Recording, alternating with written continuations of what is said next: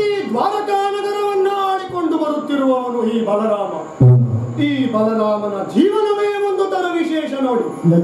ಎಲ್ಲಿಯವರೆಗೆ ಕೇಳಿದ್ರೆ ನಾನು ಹುಟ್ಟಿದ್ದು ಒಂದು ತರ ವಿಶೇಷವೇ. ಎಲ್ಲರೂ ಹುಟ್ಟಿದ ಹಾಗೆ ನಾನು ಹುಟ್ಟಿದ್ದಲ್ಲ. ಗರ್ಭಧರಿಸಿದ್ದು ಸೆರೆಮನೆಯಲ್ಲಿರುವಂತಹ ದೇವಕಿ, ಆದರೆ ಹೆತ್ತದ್ದು ರೋಹಿಣಿ. ಹಾಗಾಗಿ ನನಗೆ ಸಂಕರ್ಷಣ ಎನ್ನುವುದಾಗಿ ಹೆಸರು ಬಂದದ್ದು ನೋಡಿ. ನಾನು ಹಾಗೂ ನನ್ನ ತಮ್ಮ ಕೃಷ್ಣ ಬಾಲ್ಯದಲ್ಲಿಯೇ ಅದೆಷ್ಟೋ ರಕ್ಕಸರುಗಳನ್ನೆಲ್ಲ ಕೊಲ್ಲುವ ಮೂಲಕ ಲೋಕೋದ್ಧಾರಕ್ಕೆ ಕಾರಣರಾದವರು.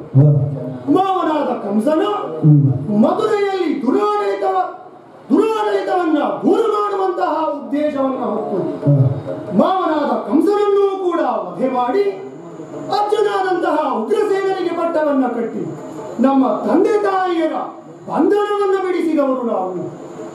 ಮಾವನಾದಂತಹ ಕಂಸನ ವಧೆಯನ್ನೇ ವೈರತ್ವವನ್ನಾಗಿಸಿಕೊಂಡಂತಹ ಮಾಗಧ 17 ಬಾರಿ ಸ್ವಾಮಿ, ಒಂದಲ್ಲ ಎರಡಲ್ಲ 17 ಬಾರಿ ನಮ್ಮ ಮೇಲೆ ಆಕ್ರಮಣ ಮಾಡಿದ. 17 ಬಾರಿಯವರು ಸಹ ಅವರನ್ನ ಸೋಲಿಸಿ ಕಳಿಸಿದ್ದೇವೆ. ಈ ನನ್ನ ತಮ್ಮ ಕೃಷ್ಣ ಇದ್ದಾನಲ್ಲ, ಯಾವಾಗ ಯಾವ ರೀತಿಯಾದಂತಹ ನಿರ್ಧಾರವನ್ನ ಕೈಗೊಳ್ಳುತ್ತಾನೆ ಅಂತ ಊಹೆ ಮಾಡ್ಲಿಕ್ಕೂ ಸಾಧ್ಯವಿಲ್ಲ ನೋಡಿ. ಹೆಸರಿಗಷ್ಟೇ ನಾನೊಬ್ಬ ಅಣ್ಣ ಅಂತ 18ನೇ ಬಾರಿ ಮಾಗದ ಹೊರಟಂತಹ ಬರಿಯರಿಗೆ ಗೊತ್ತಿದೆ. ಒಂದೆಡೆಯಿಂದ ಕಾಲಯವನ ಸೈನ್ಯ, ಮತ್ತೊಂದೆಡೆಯಿಂದ ಮಾಗಧನ ಸೈನ್ಯ. ಎರಡೂ ಸೈನ್ಯಗಳು ಮುಂದೊತ್ತಿ ಬರುತ್ತಿತ್ತು ಎನ್ನುವಾಗ ಕೃಷ್ಣ ಬಂದು ನನ್ನ ಹತ್ರ ಹೇಳಿದ, ಅಣ್ಣ ಓಡುವ ಅಂತ. ಎಲ್ಲಿಗೆ ಅಂತ ಹೇಳುವುದಿಲ್ಲ, ಓಡಿ ಪಲಾಯನ ಮಾಡುವ ಅಂತ. ಯುದ್ಧ ಮುಗಿಯುತ್ತಾ ಬರುವಾಗ ಸೋಲ್ತೇವೆ ಎನ್ನುವಾಗ ಪಲಾಯನ ಮಾಡುವುದುಂಟು. ಆದ್ರೆ ಇದಾಗಲ್ಲ ನೋಡಿ, ಯುದ್ಧ ಪ್ರಾರಂಭವೇ ಆಗಿಲ್ಲ, ಪಲಾಯನ ಮಾಡುವ ಎಂಬುದಾಗಿ ಹೇಳ್ತಾನೆ. ಹೋಗಿ ಧುಮುಕಿದ್ದು ಸಮುದ್ರದ ಮಧ್ಯದಲ್ಲಿ ನೋಡುವಾಗ ಕುಶಸ್ಥಳಿ ಎನ್ನುವಂತಹ ಪ್ರದೇಶದ ಮೇಲೆ ಸುಸಜ್ಜಿತವಾದಂತಹ ಎಲ್ಲಾ ವ್ಯವಸ್ಥೆಗಳನ್ನು ಒಳಗೊಂಡಂತಹ ದ್ವಾರಕಾ ನಗರ ನಿರ್ಮಾಣವಾಗಿತ್ತು ಸ್ವಾಮಿ. ಅದು ನಿರ್ಮಾಣವಾದದ್ದು ಸಾಕ್ಷಾತ್ ದೇವಶಿಲ್ಪಿ ವಿಶ್ವಕರ್ಮನಿಂದ. ಅಲ್ಲಿಯೂ ಕೂಡ ನನ್ನ ತಮ್ಮ ಕೃಷ್ಣ ಹೇಳಿದ, ನೀವೇ ಇಲ್ಲಿಗೆ ಆಡಳಿತಾಧಿಕಾರಿ ಆಗುವಂತ. ಆಡಳಿತಾಧಿಕಾರಿ ಯಾರಾದರೂ ಏನು ಸ್ವಾಮಿ, ಅವರ ಆಡಳಿತ ಜನರಿಗೆ ಎಷ್ಟು ತೃಪ್ತಿ ನೀಡುತ್ತದೆ, ಎಷ್ಟು ಖುಷಿ ಕೊಡ್ತದೆ ಎನ್ನುವಂತಹದ್ದು ಮುಖ್ಯ ಅಷ್ಟೇ. ಈವರೆಗೆ ವಂಶ ಪಾರಂಪರಾನುಗತವಾಗಿ ರಾಜಪೀಠವನ್ನ ಏರಿದಂತಹ ಅದೆಷ್ಟೋ ಜನ ದುರಾಡಳಿತವನ್ನು ಮಾಡಿದ್ದುಂಟು, ಕೆಟ್ಟವರಾದದ್ದುಂಟು. ವಂಶ ಪಾರಂಪರಾನುಗತವಾಗಿ ಪೀಠ ಸಿಕ್ಕಿದರೂ ಕೂಡ ಅವರು ಹಾಗೆ ಮಾಡಿದ್ದಾರೆ.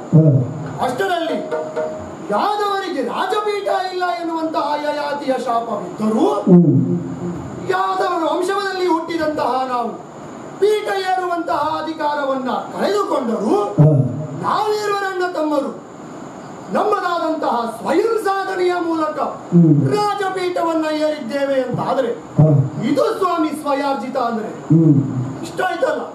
ನನ್ನ ಮದುವೆಯ ವಿಚಾರದಲ್ಲಿಯೂ ಒಂದು ರೀತಿಯಾದಂತಹ ವಿಶೇಷವೇ ನೋಡಿ. ಎಲ್ಲರೂ ಗಂಡಿಗಿಂತ ಸಣ್ಣವರನ್ನ ಮದುವೆಯಾಗುವಂತಹದ್ದು ಲೋಕರು. ಆದ್ರೆ ನಾನು ಆಗಲ್ಲ ನೋಡಿ, ನನಗಿಂತ ದೊಡ್ಡವಳನ್ನೇ ಮದುವೆ ಆದದ್ದು ನಾನು. ಎಷ್ಟು ದೊಡ್ಡವಳು ಗೊತ್ತಾ? ಒಂದು ಯುಗ ಹಿಂದೆ ನೋಡಿ, ಕೃತಯುಗದಲ್ಲಿ ಹುಟ್ಟಿದಂತಹ ರೇವತಿಯನ್ನ ದ್ವಾಪರೆಯಲ್ಲೇ ಹುಟ್ಟಿದ್ದ ಈ ಬಲರಾಮ ಮದುವೆಯಾದದ್ದು. ನಾನು ಅವಳನ್ನು ನೋಡುವಾಗ ಇತ್ತಲ್ಲ, ಹೀಗೆ ತಲೆ ಮೇಲೆ ಮಾಡಿ ನೋಡುವುದು ಸ್ವಾಮಿ. ಯಾಕೆ ಗೊತ್ತಾ? ನನಗಿಂತ ಅಷ್ಟೋ ಅವಳು ಎತ್ತರ ಇದ್ರು ಸ್ವಾಮಿ. ಆ ಸಮಸ್ಯೆಯನ್ನ ಪರಿಹರಿಸಬೇಕಲ್ಲ, ಹಾಗಾಗಿ ನನ್ನ ಹಲಾಯುಧದಿಂದ ಅವಳ ಎತ್ತರವನ್ನ ಕುಗ್ಗಿಸಿದೆ ಸ್ವಾಮಿ. ಇದೆಲ್ಲ ಇಲ್ಲಿಯವರೆಗಿನ ಕಥೆ ಆಯ್ತು. ಅಲ್ಲಿಯಾರೆ ಬರುತ್ತಿರುವುದು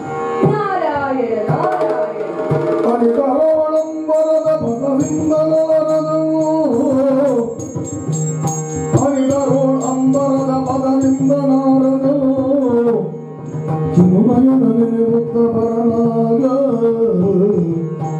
ಚಿರುಮಯದಲ್ಲಿ ಮುಕ್ತ ಬರಲಾಗ.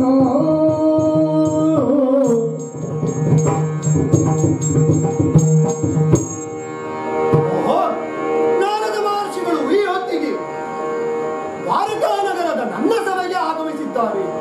ದುರಾದೋಣೈದಾರ ಯತಿಯದಾರುದ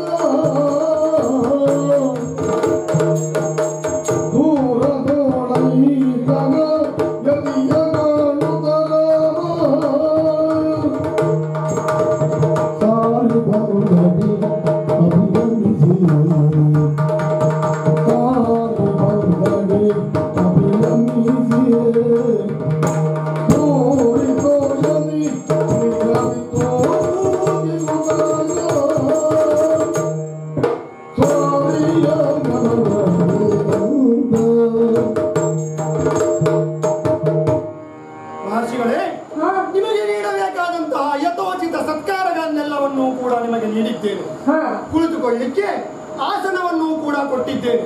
ನಿಮ್ಮ ಪಾದ ಕಮಲಗಳಿಗೆ ಸಾಷ್ಟಾಂಗ ನಮಸ್ಕಾರವನ್ನು ಮಾಡಿದ್ದೇನೆ. ಶುಭವಾಗಲಿ. ಆದರೆ ನಿಮ್ಮ ಮುಖಕ್ಕೊಂದು ಮಂಗಳಾರತಿ ಆಗಬೇಕಲ್ಲ ಈಗ. ತಪ್ಪು ತಿಳಿಬೇಡಿ ಸ್ವಾಮಿ, ನೀವು ಮಹರ್ಷಿಗಳಲ್ವೇ, ಹಾಗಾಗಿ ಷೋಡಶೋಪಚಾರ ಪೂಜಾ ಸಹಿತ ನಿಮಗೊಂದು ಮಂಗಳಾರತಿ ಆಗಬೇಕು. ಹಾಗೆ ನೀವು ಎಲ್ಲಿಗೂ ಕೂಡ ಕಾರ್ಯಕಾರಣವಿಲ್ಲದೆ ಹೋಗುವವರಲ್ಲ. 3 ಗಳಿಗೆಯಲ್ಲಿ 3 ಲೋಕವನ್ನು ಸಂಚರಿಸುವಂತಹ ನಾರದರು ಈ ಹೊತ್ತಿಗೆ ದ್ವಾರಕಾ ನಗರಕ್ಕೆ ಆಗಮಿಸಿದ್ದೀರಿ ಅಂತಾದರೆ ಏನಾದರೂ ಒಂದು ಕಾರಣ ಇರಲೇಬೇಕಲ್ವ. ಕೆಲವರೆಲ್ಲ ಹೇಳುವುದುಂಟು, ನಾರದರು ಬಂದರೆ ಬಡವರ ಮನೆಗೆ ಭಾಗೀರಥಿ ಬಂದ ಹಾಗೆ ಅಂತ. ಆದರೆ ನಾನಾಗೆ ಹೇಳುವುದಿಲ್ಲ ಸ್ವಾಮಿ. ಯಾಕೆ ಗೊತ್ತಾ? ನಾನು ಹೇಳಿದ್ರೆ ನಾನು ಬಡವಾಗ್ತೇನೆ. ಹಾಗಂತ ನೀವು ಭಾಗೀರಥಿ ಅಲ್ಲ ಅಂತಲ್ಲ. ಭಾಗೀರಥಿ ನದಿಯ ಹಾಗೆ ಸರಸರನೆ 3 ಲೋಕವನ್ನು ಸಂಚರಿಸುವವರು ನೀವು. ಈ ಹೊತ್ತಿಗೆ ದ್ವಾರಕಾ ನಗರಕ್ಕೆ ಆಗಮಿಸಿದ್ದೀರಿ ಅಂತ ಆದ್ರೆ ಕಾರಣ ಇರಬೇಕಲ್ಲ. ಏನು ಸ್ವಾಮಿ? ಬಲರಾಮ, ನೀನು ಬಹಳ ಬುದ್ಧಿವಂತ. ನಾರದರು ಬಂದರೆ ಏನಾದರೊಂದು ಅಳುಹಲೆಂದೇ ಬರುತ್ತಾರೆ ಎಂಬುದನ್ನು ಅರಿತು ಈ ರೀತಿಯಾಗಿ ಕೇಳ್ತಾ ಇದ್ದೆ. ಹರದರ, ನಾನರಿತ ವಿಷಯವೊಂದನ್ನು ನನಗೆ ಅರುಹಲೆಂದು ಇಲ್ಲಿಗೆ ಬಂದೆ. ಹೇಳಿ ಸ್ವಾಮಿ. ಕೇಳು ಹರಧರ ಬೇವೆ ನರೆದುದನು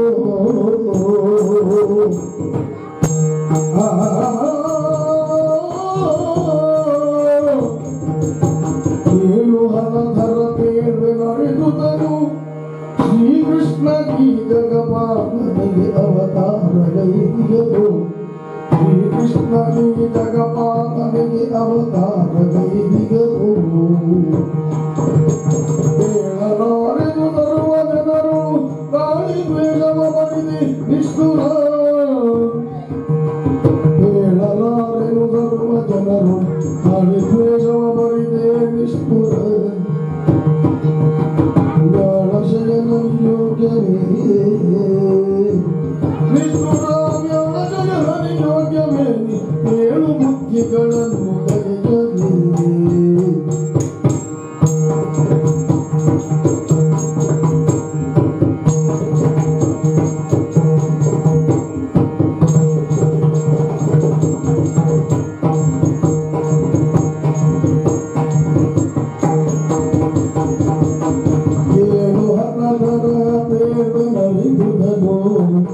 ಶ್ರೀಕೃಷ್ಣ ಈ ಜಗಪಾಲನಿಗೆ ಅವತಾರಗೈದಿಯದು.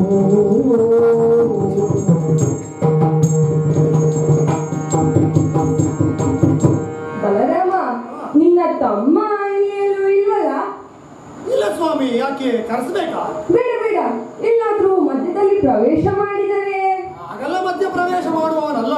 ಅಷ್ಟು ಬಿಗಿಯಲ್ಲಿ ಇಟ್ಟುಕೊಂಡಿದ್ದೇನೆ ನನ್ನ ತಮ್ಮನನ್ನ. ಏನು ಲಘು, ಏನು ಬಿಗಿಯು? ಅಲ್ಲ, ನೀನು ಹಾಗೂ ನಿನ್ನ ತಮ್ಮ ಕೃಷ್ಣ ಜಗದ ಪರಿಪಾಲನೆಗೆ ಅವತರಿಸಿದವರು ಎಂದು ಸಜ್ಜನರು ಹೇಳುವ ಮಾತು. ಅರೆ, ಸಜ್ಜನರು ಮಾತ್ರವಲ್ಲ ಸ್ವಾಮಿ, ಇಡೀ ಪ್ರಪಂಚವೇ ತಿಳಿದುಕೊಂಡಂತಹ ಸತ್ಯ. ಅಂತಹ ಕೀರ್ತಿ ಪಡೆದಂತಹ ಕೃಷ್ಣ ಇಂತಹ ಕೆಲಸ ಮಾಡಬಹುದೇ? ಎಂತಹ ಕೆಲಸ ಸ್ವಾಮಿ? ರಾಮ ಎಂಬ ಹೆಸರಿಗೆ ತಕ್ಕ ಹಾಗೆ ನೀನು ರಾಮನ ಹಾದಿಯಲ್ಲಿ ಸಾಗ್ತಾ ಇದ್ದಿ. ಆದರೆ ಕೃಷ್ಣ ದಾರಿಯಲ್ಲಿ ಹೋಗುವ ಮಾರಿಯನ್ನ ಮೈ ಮೇಲೆ ಎದುಕೊಂಡ ಹಾಗೆ ಸಿಕ್ಕವರೊಂದಿಗೆಲ್ಲ ನಿಷ್ಠುರ ಕಾಯ್ಕೊಳ್ತಾ ಇದ್ದಾನೆ. ಅಂತಹ ಕೆಲಸ ನನ್ನ ತಮ್ಮ ಏನು ಮಾಡಿದ ಸ್ವಾಮಿ? ಮೊದಲಿಗೆ ರುಕ್ಮಿಣಿ ವಿವಾಹದ ಕಥೆಗೆ ಬರುವ. ರುಕ್ಮಿಣಿ ಮತ್ತು ಕೃಷ್ಣನ ನಡುವೆ ಪತ್ರ ವ್ಯವಹಾರ ನಡೆಯಿತು. ನಿನ್ನ ತಮ್ಮ ಕೃಷ್ಣ ಹೋಗಿ ರುಕ್ಮಿಣಿಯನ್ನು ಅಪಹರಿಸಿ ತಂದ. ಆಕೆಯ ಅಣ್ಣನಾದಂತಹ ರುಕ್ಮನೊಂದಿಗೆ ವಿರೋಧವನ್ನ ಕಟ್ಟಿಕೊಂಡ. ಬೇಕಿತ್ತ ಇದು ಅವನಿಗೆ? ಮಹರ್ಷಿಗಳೇ, ನೀವು ಪತ್ರ ವ್ಯವಹಾರ ಅಂತಲ್ಲ ಹೇಳುದು ಬೇಡ. ಯಾಕೆ? ಬಂದದ್ದು ಒಂದೇ ಪತ್ರ. ಅದಕ್ಕೆ ಪ್ರತಿಯಾಗಿ ನನ್ನ ತಮ್ಮ ಕೃಷ್ಣ ಏನು ಪತ್ರ ಬರೀಲಿಲ್ಲ. ಕೃಷ್ಣನೂ ಪತ್ರ ಬರೀದಿದ್ರೆ ಪತ್ರ ವ್ಯವಹಾರ ಅಂತ ಹೇಳಬಹುದಿತ್ತೇನು. ಇರಲಿ, ಆ ರುಕ್ಮಿಣಿ ಪತ್ರ ಬರೆದಿದ್ದಳು ನಿಜ.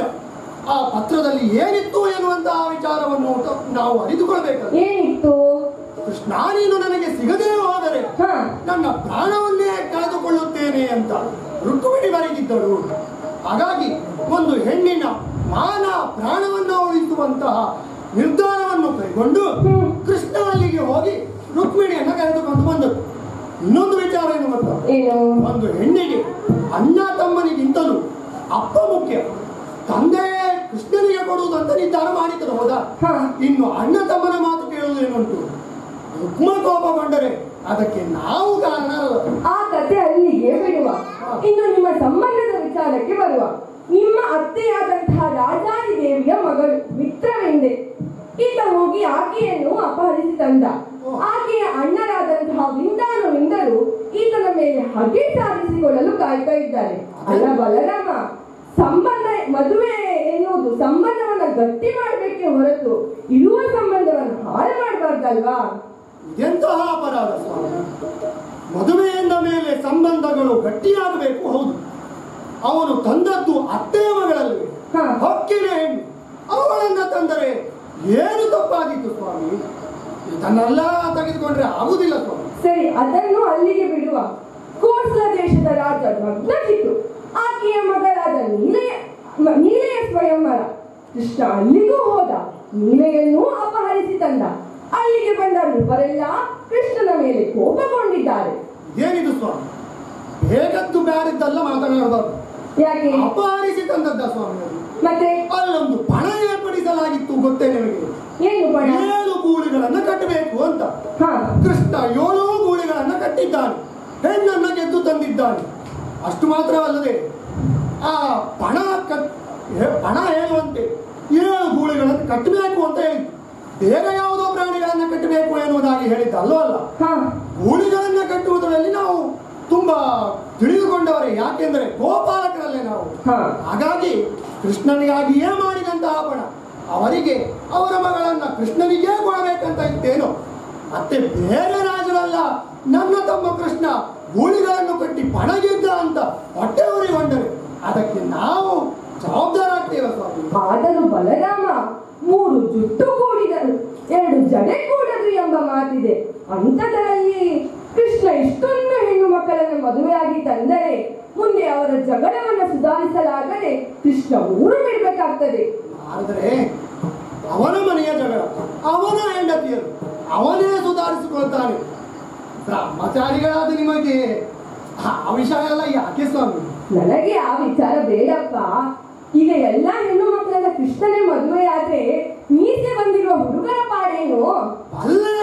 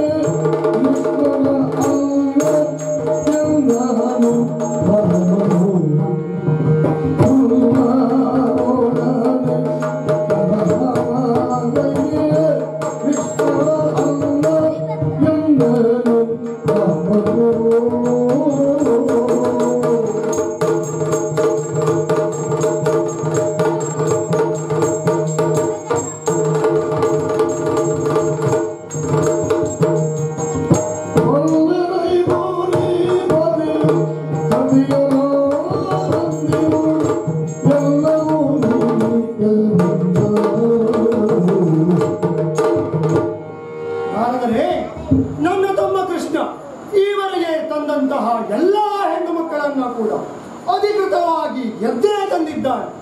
ಏನು ಅಲ್ಲಿ ಹೋಗಿ ಅಪಹರಿಸಿಕೊಂಡು ಬಂದದ್ದು ಅಲ್ಲವಲ್ಲ. ಅಷ್ಟಕ್ಕೂ ನಾರದ್ರೆ ನೀವು ಬ್ರಹ್ಮಚಾರಿಗಳಂತ ನೆನಪಿರ್ಲಿ, ಸಾಂಸಾರಿಕ ವಿಚಾರ ಅಲ್ಲ. ನಿಮಗೆ ಯಾಕೆ ಸ್ವಾಮಿ ಇದೆಲ್ಲ ಇರ್ಲಿ. ನೀವೀಗ ಹೋಗುದು ಯಾವಾಗ? ಹಾಗಲ್ಲ, ತಿಳಿಬೇಡಿ. ನಿಮ್ಮ ಸಮಯದ ಅಮೂಲ್ಯತೆ ನನಗೆ ಗೊತ್ತಿದೆ. 3 ಮುಕ್ಕಾಲು ಗಳಿಗೆಯಲ್ಲಿ 3 ಲೋಕವನ್ನು ಸಂತರಿಸುವವರು ನೀವು ಇಲ್ಲಿಯೇ ಇದ್ದರೆ ಆಗುದಿಲ್ಲ.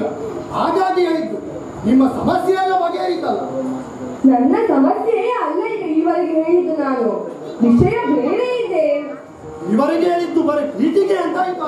ಹಾ, ಪ್ರೀತಿಗೆ ಇಷ್ಟವಾದ್ರೆ ಈಗ ಕತೆ ಚಿಕ್ಕದಾಗಿ ಚೊಕ್ಕದಾಗಿ ಹೇಳುವ. ಒಂದು ಬೇಗ ಮಾಡಿ. ಬಲರಾಮ, ಬಿಳಿ ಇದ್ದದ್ದೆಲ್ಲ ಹಾಲೆಂದು ಪರಿಗಣಿಸಲಾಗುವುದಿಲ್ಲ.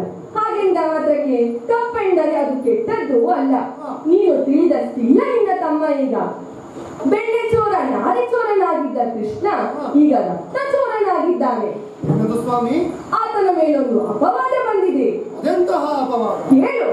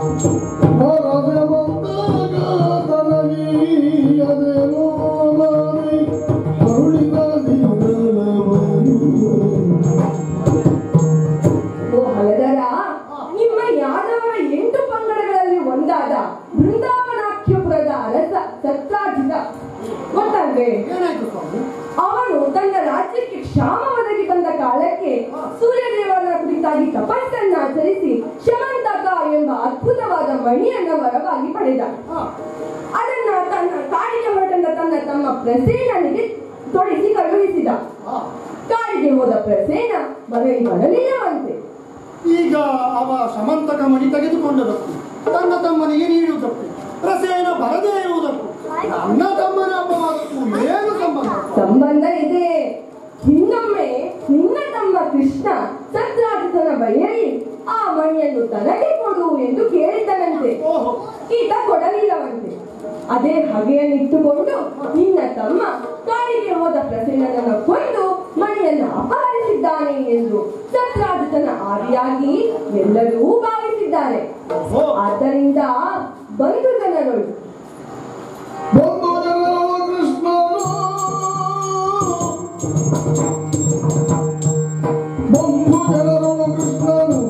ನಿಷ್ಠುರವ ತಂದು ಬೊಂಬುಗೆ ಪ್ರಾಜ್ಞರು ನಿಷ್ಠುರವ ತಂದು ಬೊಂಬುಗೆ ಪ್ರಾಜ್ಞರು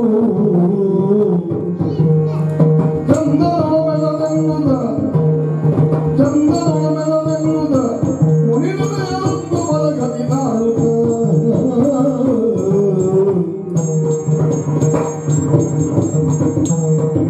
ಬಲರಾಮ, ಇಷ್ಟಕ್ಕೂ ಸತ್ರಾಜಿತ ಯಾರು? ನಿಮ್ಮ ಬಂಧುವಲ್ಲವೇ? ಬಂಧುವನ್ನೇ ಕೊಂದು ಮಣಿಯನ್ನು ಅಪಹರಿಸಿದ್ದಾನೆ ಎಂದಾದ ಮೇಲೆ ಈ ವಿಷಯ ನಿನ್ನ ಗಮನಕ್ಕೆ ಬರಬೇಕಾಗಿತ್ತು. ಇರಲಿ, ತಡವಾಗಿ ಆದರೂ ನಿನ್ನ ಗಮನಕ್ಕೆ ಬಂದಿದ್ದಲ್ಲವೇ? ನೀನು ಕೃಷ್ಣನನ್ನ ಕರೆಸಿ ಈ ವಿಷಯದ ಕುರಿತಾಗಿ ವಿಚಾರಿಸು. ಆದರೆ ನೀವೊಂದು ಸ್ವಲ್ಪ ಇಲ್ಲೇ ಇರಿ, ಅವನನ್ನ ಇಲ್ಲೇ ಕರೆಸಿ ಇನ್ನು ಮುಂದೆ ವಿಚಾರಿಸಿ ಬಿಡ್ತೇವೆ. ಬಲರಾಮ, ನೀನೇ ಹೇಳಿದಿಲ್ಲ ನನ್ನ ಸಮಯದ ಅಮೂಲ್ಯತೆ ಎಷ್ಟೆಂದು. ಇನ್ನು 3 ಗಳಿಗೆಯಲ್ಲಿ 3 ಲೋಕವನ್ನು ಸಂಚರಿಸಬೇಕು ನಾನು. ಮತ್ತೆಂದು ಗೊತ್ತಾ, ನಿಮ್ಮಿಬ್ಬರ ಮಧ್ಯೆ ತಂದಿಟ್ಟೆ ಎಂದು ನನಗೆ ಯಾಕೆ? ನೀನುಂಟು, ನಿನ್ನ ತಮ್ಮ ಉಂಟು, ನಾನಿನ್ನು ಹೊರಡ್ತೇನೆ. ನಾರಾಯಣ ನಾರಾಯಣ. ಕೃಷ್ಣನ ಮೇಲಿದ್ದಂತಹ ವಿಶ್ವಾಸ ಇಂದು ಕುಗ್ಗಿ ಹೋಯಿತು. ಅಲ್ಲಿ ಅವ ಮಾಡಿಸ್ತೇನೆ.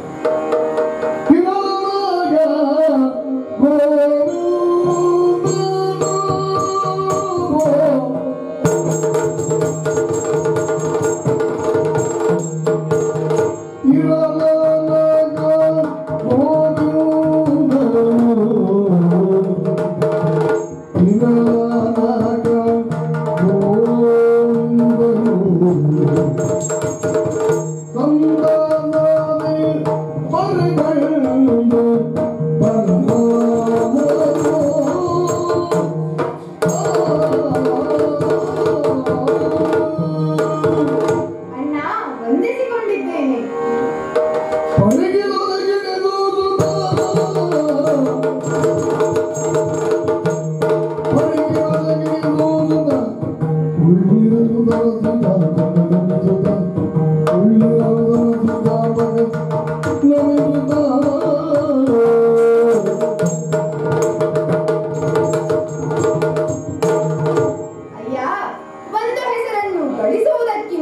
ಇನ್ನು ಅದನ್ನು ಉಳಿಸಿಕೊಳ್ಳುವಲ್ಲಿ ಬಹು ಪ್ರಯಾಸ ಉಂಟು.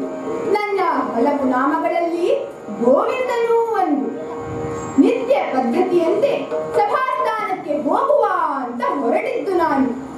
ಅತ್ತ ನೋಡಿದರೆ ಅಂತರಂಗದಲ್ಲಿ ಹರಿನಾಮ ಸ್ಮರಣೆಯನ್ನು ಸಂಸ್ತುತಿಸುತ್ತಾ ಸದಾ ನನ್ನಲ್ಲಿಗೆ ಬರಬೇಕಾಗಿದ್ದ ನಾರದ ಇಂದು ಅಣ್ಣನಲ್ಲಿಗೆ ಹೋಗಿ ಇತ್ತ ಕಡೆಯಿಂದ ನಿರ್ಗಮಿಸುತ್ತಾ ಇದ್ದಾನೆ. ಈಗ ಒಂದು ವಿಷಯ ಅಂತೂ ಸ್ಪಷ್ಟವಾಯಿತು. ಇನ್ನು ಮುಂದೆ ನಡೆಯುವ ಪ್ರಸಂಗ ಏನಿದ್ದರೂ ಬ್ರಹ್ಮಪುತ್ರನಿಗೆ ಬೇಕಾಗಿ ಅಥವಾ ನಾರದನ ನೆಮನದಿಂದ ಆಗುವ ಪ್ರಕರಣ ಎಂಬುದು ಸ್ಪಷ್ಟ. ಇರಲಿ, ಆ ಸ್ಥಾನವನ್ನು ಪ್ರವೇಶಿಸಿ ನೋಡಿದರೆ ಅಣ್ಣ ಕೋಪಗೊಂಡಂತಿದೆ. ಮಾತನಾಡಿಸುತ್ತೇನೆ. ಅಣ್ಣ, ಬಂಧಿಸಿಕೊಂಡಿದ್ದೇನೆ. ಶಾಂತಂ ಪಾಪಂ. ಇದೇನಿದು? ನಮ್ಮಣ್ಣನ ಕಣ್ಣು ಕೆಂಪಾಗಿದೆಯಲ್ಲ? ಅಲ್ಲ, ರಾತ್ರಿ ಹೊತ್ತು ನಮ್ಮಣ್ಣನ ಕಣ್ಣು ಕೆಂಪಾಗುವುದು ಸಹಜ. ಆದರೆ ಇಂದು ಹಗಲಲ್ಲೇ ಕಣ್ಣು ಕೆಂಪಾಗಿದೆಯಲ್ಲ, ಅಂದರೆ ಸಿಟ್ಟು ಬಂದಿದೆ ಎಂದರ್ಥ. ಇರಲಿ, ಮಾತನಾಡಿಸುತ್ತೇನೆ. ಅಣ್ಣ, ಯಾರ ಮೇಲೆ ಇಷ್ಟು ಸಿಟ್ಟು?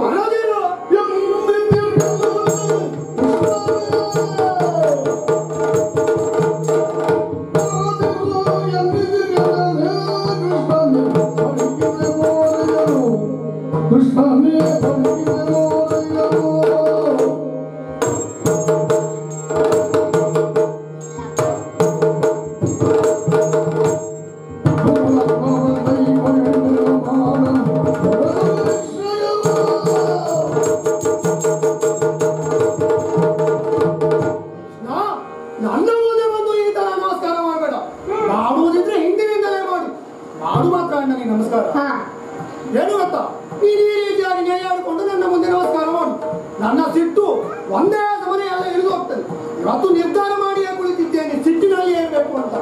ಹಾಗಾದರೆ ನಿನಗೆ ಸಿಟ್ಟು ಬಂದದ್ದಲ್ಲ, ಬರೆಸಿಕೊಂಡದ್ದು ಅಂತಾಯಿತು. ಇಂದು ನನ್ನಣ್ಣ ಕ್ರೋಧಾವಿಷ್ಟನಾಗಿರುವುದು ಸತ್ಯ.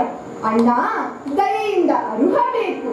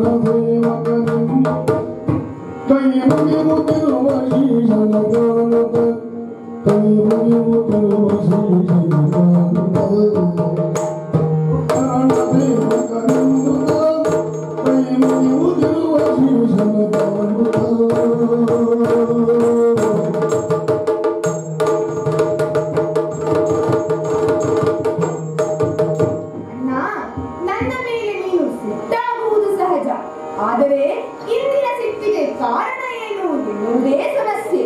ನಾನು ಸಭೆಗೆ ವಿಳಂಬವಾಗಿ ಬಂದೆ ಎನ್ನುವುದಕ್ಕೆ ಸಿಟ್ಟೆ? ಹಾಗಾದರೆ ಈ ಕಾರಣಕ್ಕೆ ನೀನು ಸಿಟ್ಟುಕೊಂಡಿಲ್ಲ ಅಂತಾಯ್ತು. ಅದಕ್ಕೆ ಸಿಟ್ಟುಕೊಂಡ್ರೆ ಆಗ್ತದ? ಮತ್ತೆ ಯಾರಿಷ್ಟು ಕೋಪ? ಅಣ್ಣ, ಕೋಪದಿಂದ ನಿಂದಿಸಿದರೆ ಏನೂ ಪ್ರಯೋಜನವಿಲ್ಲ. ನಾನು ಮಾಡಿದ ತಪ್ಪಾದರೂ ಏನು ಅಲ್ಲ, ನಿನ್ನ ಮರ್ಯಾದೆ ಹೋಗುವಂತಹ ಕಾರ್ಯ ನಾನೇನು ಮಾಡಿದ್ದೇನೆ? ಅಣ್ಣ, ನಿನಗೆ ಏನಾದರೂ ಆದರೆ ನಾನು ಸಹಿಸಲಾರೆ. ಏನಾಯಿತು ಹೇಳಣ್ಣ. ಯಾವ ಜನ್ಮದ ಪಾಪವೇನು? ನೀನು ನನ್ನ ತಮ್ಮನಾಗಿ ಹುಟ್ಟಿದೆಯಲ್ಲ, ನಿನಗಂತೂ ಮರ್ಯಾದೆ ಇಲ್ಲ. ನಮ್ಮ ಮರ್ಯಾದೆಯನ್ನು ಕಳಿತಿ ಏನೋ ಹೇಗೆ?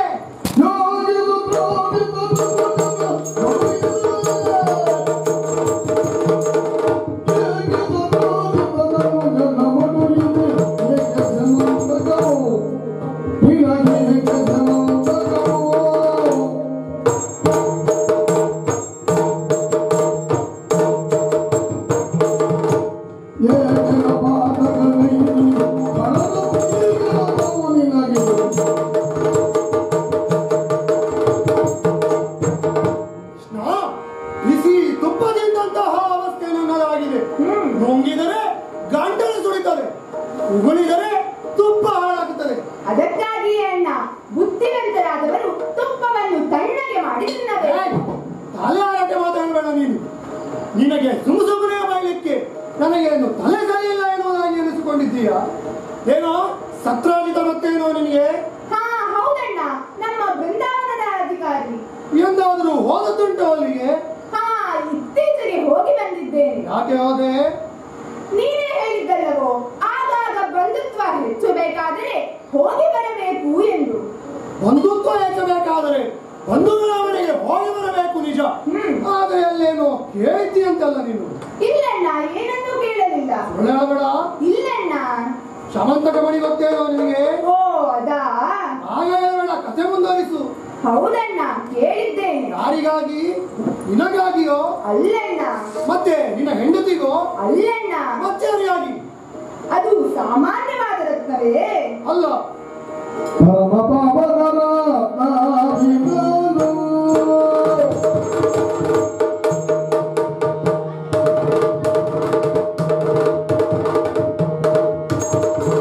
ಪರಮ ಪಾವನ ರತ್ನವಿದನು ಪರಮ ಪಾವನ ರತ್ನವಿದನು ಯದುವರ ಉಗ್ರಸೇನಾಕ್ಷರನು ಯದುವರ ಉಗ್ರಸೇನಾಕ್ಷರನು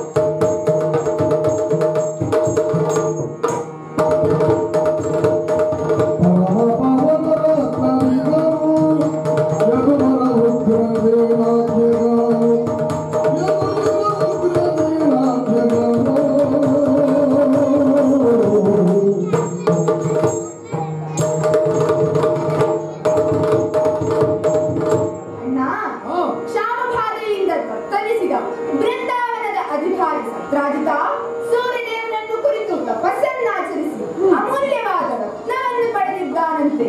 ಮಾತ್ರವಲ್ಲದೆ ದಿನಕ್ಕೆ 8 ಮಣ ಬಂಗಾರವನ್ನು ಕೊಡುವ ಅಮೂಲ್ಯ ರತ್ನವದು ಎಂಬ ವಿಚಾರವನ್ನು ತಿಳಿದೆ. ಹೌದು, ಅದು ಕೇವಲ ತುಂಡರಸನಾದ ಸತ್ರಾಜಿತನಲ್ಲಿರುವ ಬದಲು ಯಾದವಾಗ್ರಣಿ ಎನಿಸಿದ ಉಗ್ರಸೇನ ಭೂಪತಿಗಳಲ್ಲಿದ್ದರೆ ಅದರ ಉಪಯೋಗ ನಮ್ಮೆಲ್ಲ ಯಾದವರಿಗೆ ಆಗುತ್ತದೆ ಎಂಬ ಸದುದ್ದೇಶದಿಂದ ಹೋಗಿ ಕೇಳಿದ್ದು ನಾನು. ನಿನ್ನ ಆಲೋಚನೆ ಸರಿಯಾಗಿ ಇದೆ. ನಮ್ಮಲ್ಲಿ ಬಹು ಉಪಯೋಗವೇ ಅದು. ಕೊಟ್ಟನೇನೋ? ಇಲ್ಲಣ್ಣ, ಲೋಭಿಯಾದ ಆತ ಕೊಡಲಿಲ್ಲ. ಲೋಭಿ ನೀನು. ಮುಂದೇನು ಮಾಡಿದೆ? ಏನು ಮಾಡುವುದು? ಆತ ಕೊಡಲಿಲ್ಲವಲ್ಲ. ಬಂದ ದಾರಿಗೆ ಸುಂಕ ಇಲ್ಲ ಎಂದು ಭಾವಿಸಿ ಮರಳಿ ಬಂದೆ. ಇಲ್ಲಣ್ಣ, ಅಂದೇ ಆ ಮಣಿ ಮಣಿಯ ಆಸೆಯನ್ನು ಬಿಟ್ಟು ಹಿಂತಿರುಗಿ ಬಂದವನು ನಾನು.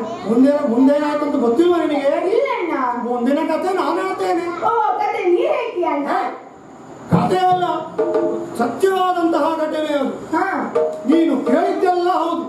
ಆ ಮಣಿಯನ್ನ ಸತ್ರಾಜಿತ ತನ್ನ ತಮ್ಮ ಪ್ರಸೇನನಿಗೆ ಧರಿಸಿಕೊಂಡು ಕಾಡಿಗೆ ಹೋಗ್ಲಿಕ್ಕೆ ಹೇಳಿದಂತೆ. ಓ, ಹೌದಾ?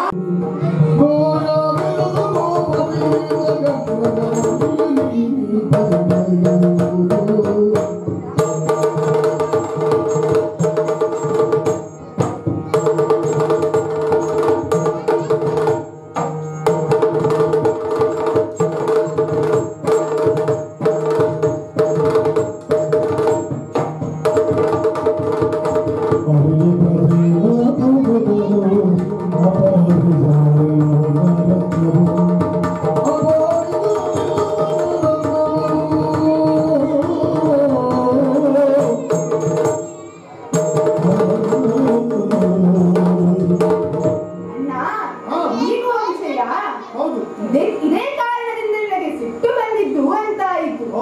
ಅಣ್ಣ, ನಮ್ಮ ಸಂಬಂಧವನ್ನು ಕೆಡಿಸಲು ಯಾರೋ ಹೂಡಿದ ತಂತ್ರವಿದು. ಯಾರಿರಬಹುದು? ಹೌದು ಅಣ್ಣ, ಈ ವಿಷಯ ನಿನಗೆ ಯಾರು ಹೇಳಿದ್ದು? ಸುಮ್ಮನೆ ಕುತೂಹಲಕ್ಕೆ ಯಾರು ಹೇಳಿದ್ದು ಅಂತ. ಅದೆಲ್ಲ ಹೇಳಿಕ್ಕಾಗುದಿಲ್ಲ. ಯಾಕೆ ಹೇಳುವುದಿಲ್ಲ ಅಂದ್ರೆ ಹೇಳುವುದಿಲ್ಲ. ಹೇಳಿದ್ರೆ ಏನಾಗ್ತದೆ? ಈಗ ಕೆಲವೊಂದು ರಾಜಕೀಯ ವಿಚಾರಗಳನ್ನೆಲ್ಲ ಗೌಪ್ಯವಾಗಿ ಇಡಬೇಕಾದ್ದು ಬುದ್ಧಿವಂತ ರಾಜಕಾರಣಿಯ ಲಕ್ಷಣ ಅಂತೆ. ಈಗ ನಾನೆಲ್ಲಾದ್ರೂ ನಾರದರೇ ಬಂದು ಆ ವಿಚಾರ ಹೇಳಿದ್ರು ಅಂತ ಆದ್ರೆ ಹೇಳಿದ್ರೆ ನೀನಲ್ಲಿ ಹೋಗಿ ನಾರದರ ಹತ್ರ ಹಾಗೆ ಸೇರಿಸ್ಕೊಂಡ್ರೆ ಹಾಗಾಗಿ ಹೇಳುದಿಲ್ಲ ಅಷ್ಟೇ. ಸಾಕು, ಇನ್ನು ನೀನು ಹೇಳುವುದು ಬೇಡ. ನೋಡಿ ನಾ ಅನ್ನ ಬಾಯಿ ಬಿಡಿಸ್ತಾನೆ. ಅಣ್ಣ, ಪ್ರಸೇನ ಬೇಟೆಗೆ ಹೋದ ವಿಷಯವನ್ನೇ ನಾನು ಅರಿಯೇ ಅಣ್ಣ. ಹೌದು, ನೀನು ಅರಿಯೇ, ಹಾಗಾಗಿ ಅಂತ ಕುತಂತ್ರಿ ಬುದ್ಧಿ ಮಾಡಿದ್ದು. ಹಾಗಲ್ಲಣ್ಣ, ನಾನು ಅರಿಯೇ ಎಂದೆ. ಪ್ರಸೇನ ಬೇಟೆಗೆ ಹೋದ ವಿಷಯವನ್ನೇ ನಾನು ಅರಿತಿಲ್ಲ. ಅಂತಾದ ಮೇಲೆ ಇನ್ನು ಅವನನ್ನು ಕೊಂದು ಮಣಿಯನ್ನು ಅಪಹರಿಸುವುದುಂಟೆ? ಮತ್ತೆ ಅಣ್ಣ, ಬಾಲ್ಯದಲ್ಲಿ ನಾ ತೋರಿದ ಲೀಲೆಗಳಿಗೋ ಅಥವಾ ಮಾಡಿದ ತುಂಟಾಟಗಳಿಗೋ ಯಾವುದಾದರೂ ಒಂದು ಅರ್ಥ ಇತ್ತು. ಲೋಕವೇ ನನ್ನನ್ನು ನಿಲ್ಲಿಸಿದರೂ ನೀನು ಸದಾ ನನ್ನನ್ನು ಬೆಂಬಲಿಸುತ್ತಿದ್ದವ. ಇಂದು ನಾನು ಇಂತಹ ನೀಚ ಕೃತ್ಯ ಮಾಡಿದ್ದೇನೆ ಎಂದು ನೀನು ನಂಬುತ್ತೀಯ ಅಣ್ಣ? ಹೌದು. ಇಲ್ಲ ಅಣ್ಣ.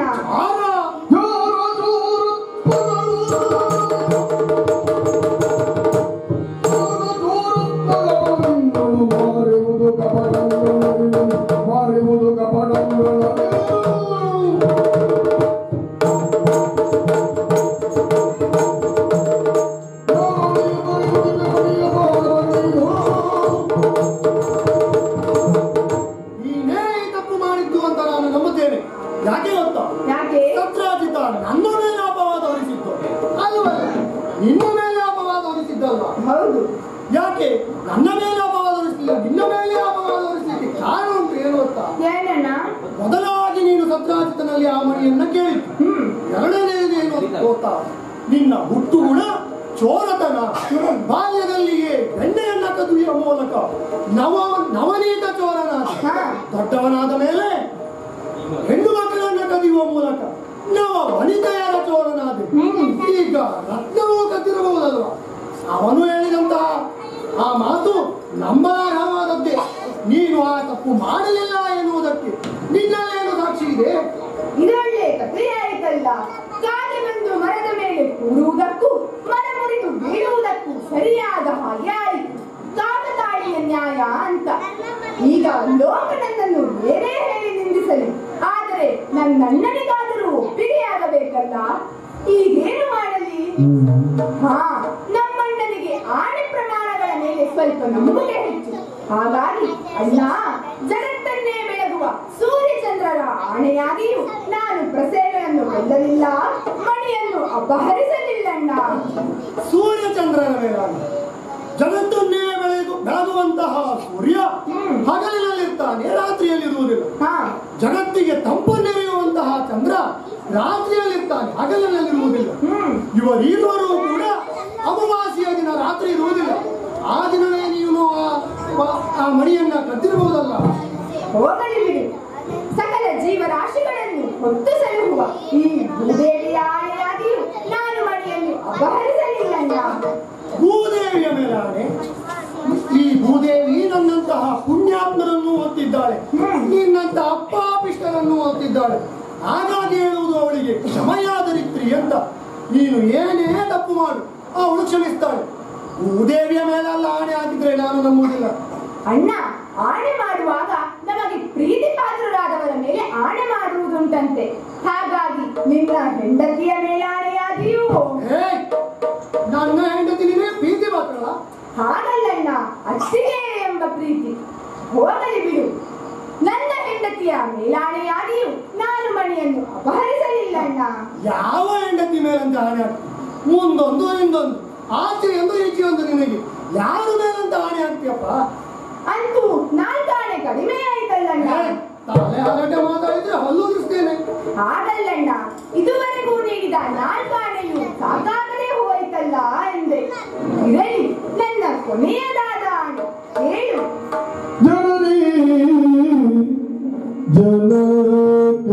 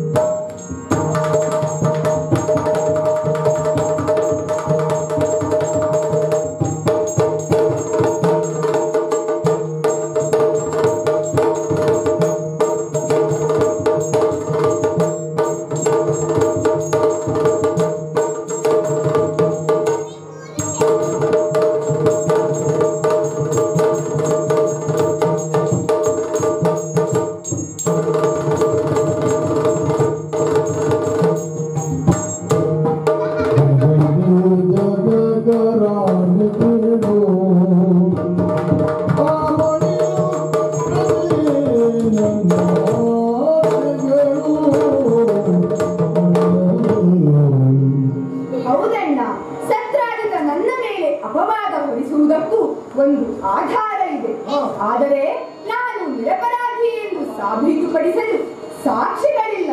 ಸತ್ಯ. ನಿನ್ನ ನಂಬುಗೆಗಾಗಿ ಒಂದು ಮಾತನ್ನ ಹೇಳುತ್ತೇನೆ ಕೇಳು. ಲೌಕಿಕ ಪ್ರಪಂಚದಲ್ಲಿ ಜನಕರನ್ನೇ ನಾವು ದೇವರು ಎಂದು ಭಾವಿಸಿದ್ದೇವೆ. ಅಂತಹ ನಮ್ಮ ಜನಕರ ಆಣೆಯಾಗಿಯೂ ನಾನು ಪ್ರಸೇನನನ್ನು ಕೊಲ್ಲಲಿಲ್ಲ, ಮಣಿಯನ್ನು ಅಪಹರಿಸಲಿಲ್ಲಣ್ಣ. ಈಗ ನಿನ್ನ ಮೇಲೆ ವಿಶ್ವಾಸವನ್ನು, ನೀನು ತಂದೆ ತಾಯಿಯರ ಮೇಲೆ ಇಟ್ಟಂತಹ ಗೌರವವೇನು ಎನ್ನುವುದು ನನಗೆ ಗೊತ್ತಿಲ್ಲ.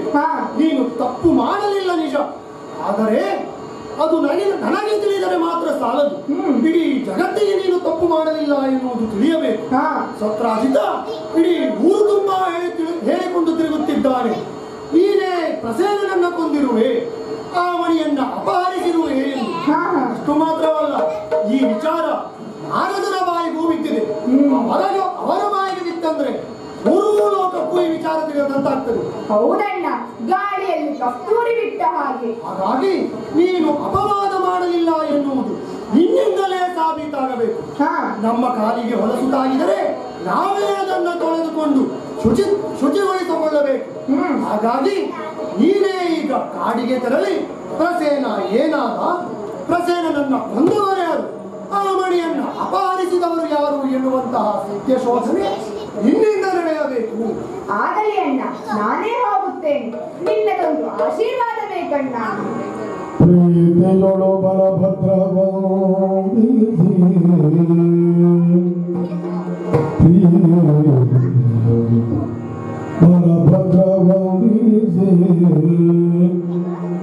ಮಾತುಳಂದಗನಿಂದ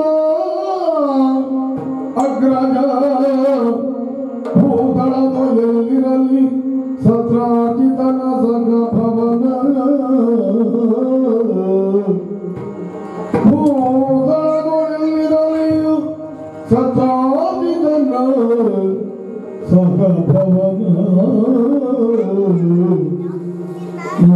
ತೋಕ್ಷಣವೈದಿ ಕರೆತಹೇನು ಜೀವನು ಆತನಿರೆ ಕರೆತಗೆನು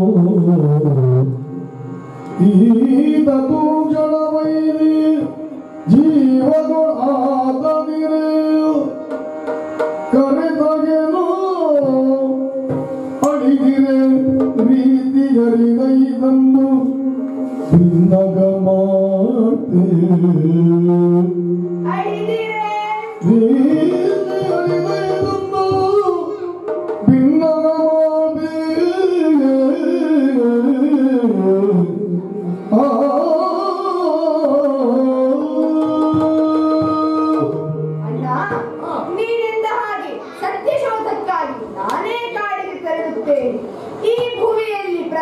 ಅದೆಲ್ಲಿಯೇ ಇರಲಿ, ಅವರನ್ನು ಹುಡುಕಿ ನಾನು ಕರೆತರುತ್ತೇನೆ. ಒಂದೊಮ್ಮೆ ಆತ ಅಳಿದದ್ದೇ ಹೌದಾದರೆ ಆ ಮಣಿ ಎಲ್ಲಿಗೆ ಹೋಯಿತು ಎಂಬ ವಿಚಾರಗಳನ್ನು ಸಂಗ್ರಹಿಸಿ ನನಗೆ ಬಂದು ಅರಹುತ್ತೇನೆ. ನನ್ನ ಕಾರ್ಯದಲ್ಲಿ ಯಶಸ್ಸಾಗಲಿ ಎಂದು ಒಂದು ಆಶೀರ್ವದಿಸಣ್ಣ. ಕೃಷ್ಣ, ನಿನ್ನ ಎಲ್ಲಾ ಕಾರ್ಯಗಳಲ್ಲಿಯೂ ನನ್ನ ಆಶೀರ್ವಾದ ನಿನ್ನ ಮೇಲೆ ಎಂದೂ ಇರುತ್ತದೆ. ನಿನ್ನ ಈ ಕಾರ್ಯದಲ್ಲಿ ಯಶಸ್ಸು ಸಿಗಲು ಅಪರಾಧವೇ ಮಾಡದಿದ್ದರೂ ಬಂದಿರುವಂತಹ ಅಪವಾದವನ್ನ ದೂರೀಕರಿಸಿಕೊಳ್ಳುವಲ್ಲಿ ನೀನು ಶ್ರೇಯಸ್ಸನ್ನು ಒಳ್ಳೆಯದ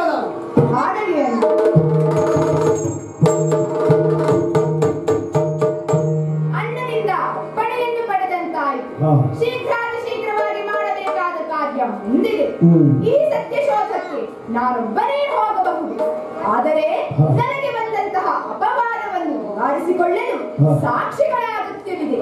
ಹಾಗಾಗಿ ಸಾಧ್ಯತೆ ಕೃತಧರ್ಮಾದಿ ಯಾದವ ಮುಖ್ಯರನ್ನು ನನ್ನೊಡನೆ ಕರೆದುಕೊಂಡು ಕಾಡಿನತ್ತ ತೆರಳುತ್ತೇನೆ. ಮತ್ತೆ ದಟ್ಟವಾದ ಕಾಡಿನಲ್ಲಿ ಪ್ರಸೇನನ ಇರಸಣಿಕೆಯನ್ನು ಕಾಣುವುದು ಸ್ವಲ್ಪ ಕಷ್ಟ ಸಾಧ್ಯ. ಹಾಗಾಗಿ ಆತ ಏರಿ ಹೋದ ತುರಗದ ಪಾದದ ಚಿಹ್ನೆಯ ಗುರುತನ್ನು ಇಟ್ಟುಕೊಂಡು ಮುಂದೆ ಹೋಗೋಣವಂತೆ.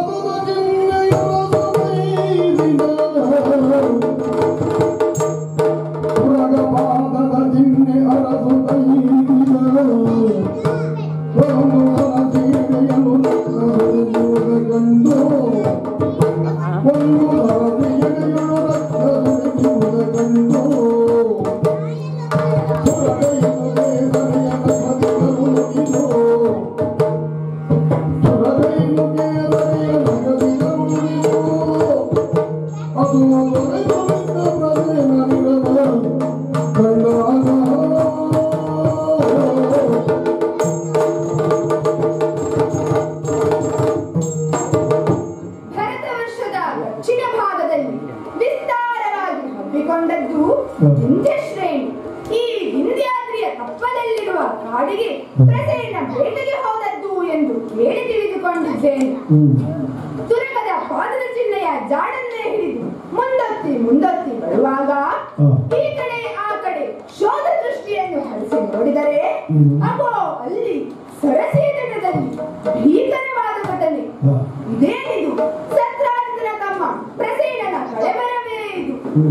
ಬೆಳೆದು ಬಾಳಬೇಕಾಗಿದ್ದ ಯುವಕನೊಬ್ಬ ಇಂತಹ ದುರ್ಮರಣವನ್ನು ಹೊಂದಿದ್ದಾನೆ ಎಂದರೆ ಇದು ನಮ್ಮ ಯಾದವ ಕುಲಕ್ಕೆ ದುಃಖಕರವಾದ ವಿಷಯವೇ ಹೌದು. ಇದನ್ನು ನೋಡಿ ಹೀಗೆ ಸುಮ್ಮನಿರಲಿಕ್ಕಾಗುವುದಿಲ್ಲ. ಹಾಗಾಗಿ ಪ್ರಸೇನನ ಕಳೆಬರಕ್ಕೆ ಅಂತ್ಯ ಸಂಸ್ಕಾರವನ್ನು ವಿಧಿಸುವರೇ ನಮ್ಮ ಯಾದವರೊಂದಿಗೆ ಆತನ ದೇಹವನ್ನು ದ್ವಾರಕೆಗೆ ಕಳುಹಿಸಿಕೊಟ್ಟಿದ್ದೇವೆ. ಇಲ್ಲಿಯ ಲಕ್ಷಣಗಳನ್ನೆಲ್ಲ ನೋಡುವಾಗ ಯಾವುದೋ ಮೃಗದಿಂದ ಪ್ರಸೇನ ಹತಗೊಂಡಿದ್ದಾನೆ ಎನ್ನುವುದು ಸ್ಪಷ್ಟವಾಗುತ್ತಿದೆ. ಸೂಕ್ಷ್ಮವಾಗಿ ನಕ್ಷತ್ರಗಳನ್ನ ಕಂಡರೆ ಸಿಂಹದ ಗುರುತೊಂದು ಇಲ್ಲಿ ಕಾಣಿಸುತ್ತಿದೆ. ಬಹುಶಃ ಆ ಸಿಂಹವೇ ಈತನ ಮೇಲೆ ಆಕ್ರಮಣ ಮಾಡಿ ಪ್ರಸೇನನನ್ನು ಕೊಂದು ಮಣಿಯನ್ನು ಒಯ್ದಿರಬೇಕು. ಇನ್ನು ನಾನು ಮುಂದೆ ಮಾಡಬೇಕಾಗಿರುವ ಕಾರ್ಯ ಸಿಂಹದ ಪಾದದ ಗುರುತನ್ನು ಇಟ್ಟುಕೊಂಡು ಮುಂದೆ ಹೋಗೋಣ.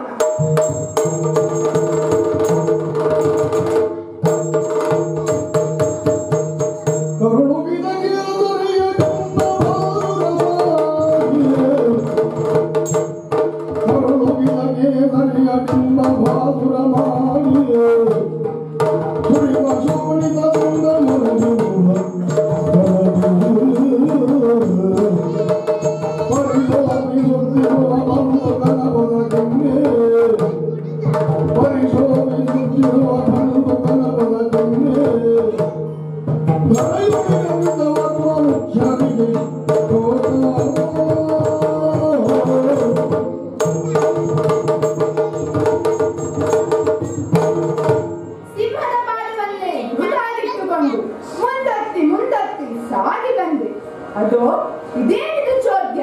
ರಕ್ತಸಿಕ್ತವಾದ ದೇಹವೊಂದೊಡೆದೂಡಿದ ಸಿಂಹವೊಂದು ಇಲ್ಲಿ ಸತ್ತು ಬಿದ್ದಿದೆಯಲ್ಲ. ಸೂಕ್ಷ್ಮವಾಗಿ ಗಮನಿಸಿದರೆ ಆ ಸಿಂಹದ ಉಗುರಿನಲ್ಲಿ ಬಂದೂಕದ ಕೂದಲುಗಳು ಕಾಣಿಸುತ್ತಿವೆ. ಅಂದರೆ ಬಂದೂಕವನ್ನು ಈ ಸಿಂಹವನ್ನು ರಗಗೈದು ಪಳಪಳನೆ ಹೊಳೆಯುತ್ತಿರುವ ಮಣಿಯನ್ನು ಎತ್ತಿಕೊಂಡು ಹೋಗಿರಬೇಕು. ಏನು ಮಾಡಲಿ? ಮಣಿ ಸಿಗದೆ ನಾನಂತೂ ಮರಳುವಂತಿಲ್ಲ. ಹಾಗಾಗಿ ಬಂದೂಕದ ಪದ ಚಿಹ್ನೆಯನ್ನೇ ಗುರುತಾಗಿಟ್ಟುಕೊಂಡು ಮುಂದೆ ಹೋಗೋಣವಂತೆ.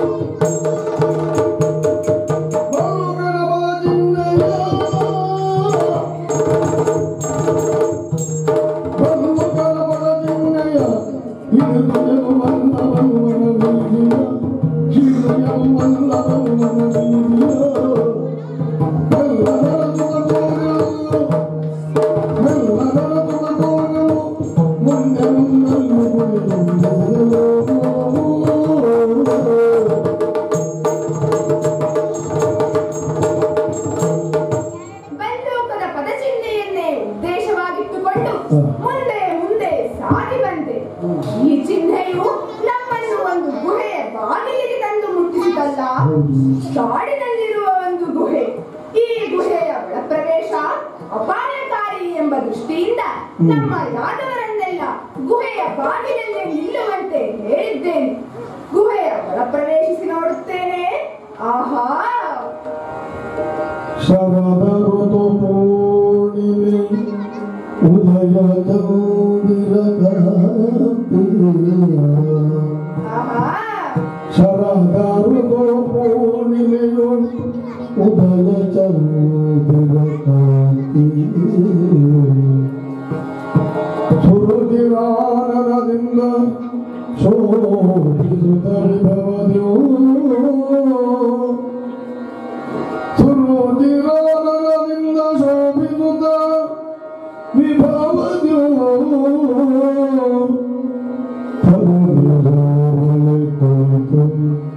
ಬಾಲಕನ ತೊಟ್ಟಿಲ ಹರುಷದಿಂದಲಿ ತೋರುತ್ತ ಕರುಣಿಯೋರ್ವಳೆ ಕುಳಿದು ಬಾಲಕನ ತೊಟ್ಟಿಲ ಹರುಷದಿಂದಲಿ ತೋರುತ್ತ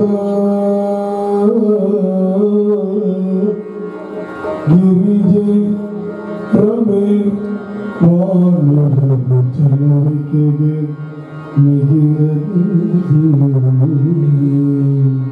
ಗೀತೆ ವಾಣಿಯರ ಚಲುವಿಕೆಗೆ ಸರಸಿನ ಬಗೆ ಮೆರವ ಸೌಂದರ್ಯ ವಿಪ್ರಮಗೆ ಬೆರಗಾಗಿ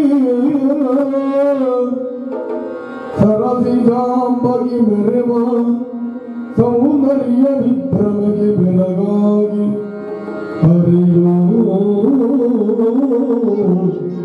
ಆ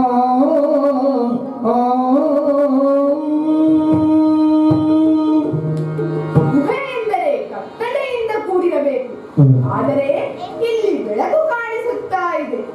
ಮಾತ್ರವಲ್ಲ, ಶರದೃತುವಿನಲ್ಲಿ ಆಕಾಶ ಹೇಗೆ ನಿರಭ್ರವಾಗಿರುವ ಕಾಲಕ್ಕೆ ಚಂದ್ರಕಾಂತಿಯು ಹೇಗೆ ಕಂಗೊಳಿಸುತ್ತದೋ ಅದೇ ರೀತಿಯಾಗಿ ಚಂದ್ರಕಾಂತಿಯುಳ್ಳ ಚಂದ್ರನ ಮುಖವನ್ನು ಹೊಂದಿದ ತರುಣಿಯೋರ್ಗಳು ತೊಟ್ಟಿಲನ್ನು ತೂಗುತ್ತಾ ಜೋಗುಳ ಹಾಡುತ್ತಾ ಇದ್ದಾಳೆ.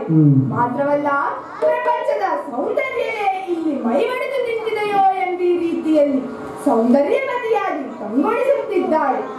ನನಗೆ ಆಶ್ಚರ್ಯವಾಗುವುದು, ನಾನು ಹೋದಲ್ಲೆಲ್ಲ ನನಗೆ ಚೆಲುವೆಯರೇ ಯಾಕೆ ಕಾಣಸಿಗುತ್ತಾರೆ ಎಂದು. ಮೊದಲೇ ಹಲವರನ್ನು ಕಟ್ಟಿಕೊಂಡಿದ್ದೇನೆ. ಇದರಲ್ಲಿ ಈ ಚೆಲುವೆಯು ಜೋಗುಳವನ್ನು ಹಾಡುತ್ತಾ ಇದ್ದಾಳೆ. ನನ್ನ ಆಗಮನದಿಂದ ಈಕೆಯ ರಸಭಂಗವಾಗುವುದು ಬೇಡ. ಹಾಗಾಗಿ ಇಲ್ಲಿಯೇ ಮರೆಯಲ್ಲಿದ್ದು ಆಕೆಯ ಜೋಗುಳಕ್ಕೆ ಕಿವಿಗೊಳ್ಳುತ್ತೇನೆ. ಒಳೆ ಕುಳಿತು ಬಾಲಕನ ತೊಟ್ಟಿನ ಔಷಧಿಯಲ್ಲಿ ತೂಗುತ್ತ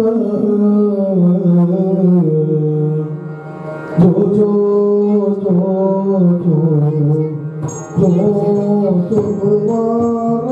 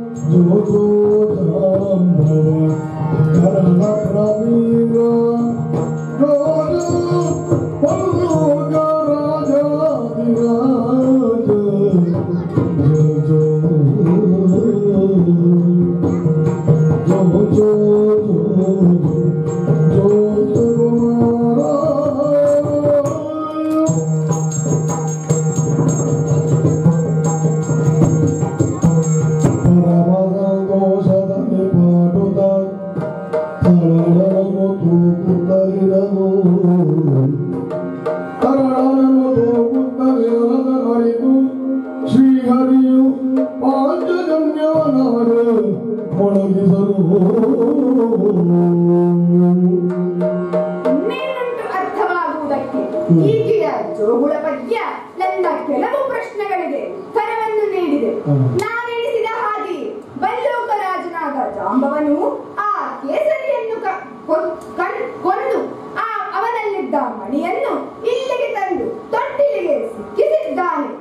ಹಾಗಾದರೆ ಗುಹೆಯ ಯಜಮಾನನಾದ ಜಾಂಬವನನ್ನೇ ಆಹ್ವಾನಿಸುವುದಕ್ಕಾಗಿ ಪಾಂಚಜನ್ಯವನ್ನೇ ಒದಗಿಸುತ್ತೇನಂತೆ.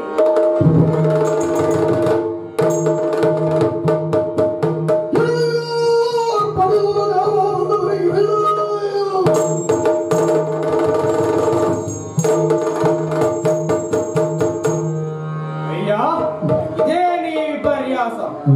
ನಾದಲೋಕದಲ್ಲೇ ಸಂಚರಿಸುತ್ತಿದ್ದೆ ನಾನು. ನನ್ನ ಮಗಳ ಜೋಗುಳದ ನಾದವನ್ನು ಕೇಳುತ್ತಾ ಕೇಳುತ್ತಾ ತನ್ಮಯನಾಗಿ ನಾದ ಸ್ವರೂಪಿಯಾದ ಶ್ರೀಹರಿಯ ದರ್ಶನ ನನಗಾಗಬಹುದೆಂಬ ನಿರೀಕ್ಷೆಯಲ್ಲಿದ್ದೆ. ಆದರೆ ನನ್ನ ಏಕಾಗ್ರತೆಗೆ ಭಂಗ ಬರುವಂತೆ ನನ್ನ ಮಗಳು ಚೀರಿಡುತ್ತಿರುವುದನ್ನು ಕೇಳುತ್ತಾ ಇದ್ದೇನೆ. ಯಾವುದೋ ಅಪರಿಚಿತವಾದ ಧ್ವನಿಯನ್ನಾಲಿಸಿದ ಪರಿಣಾಮ ಅರೆರೆ ಪಿತನ ಕೆಟ್ಟೆ ಎಂದು ಒಪ್ಪಿಡುತ್ತಿದ್ದಾಳೆ. ಮಗಳನ್ನು ಸಂತೈಸಿದಂತಾಯಿತು. ಇನ್ನು ಈ ತರನಾದ ಕುಕೃತ್ಯಕ್ಕೆ ಮನ ಮಾಡಿದ ಆ ದುಷ್ಕರ್ಮಿ ಯಾರೆಂದು ನೋಡಬೇಕಿದೆ. ಎಲ್ಲ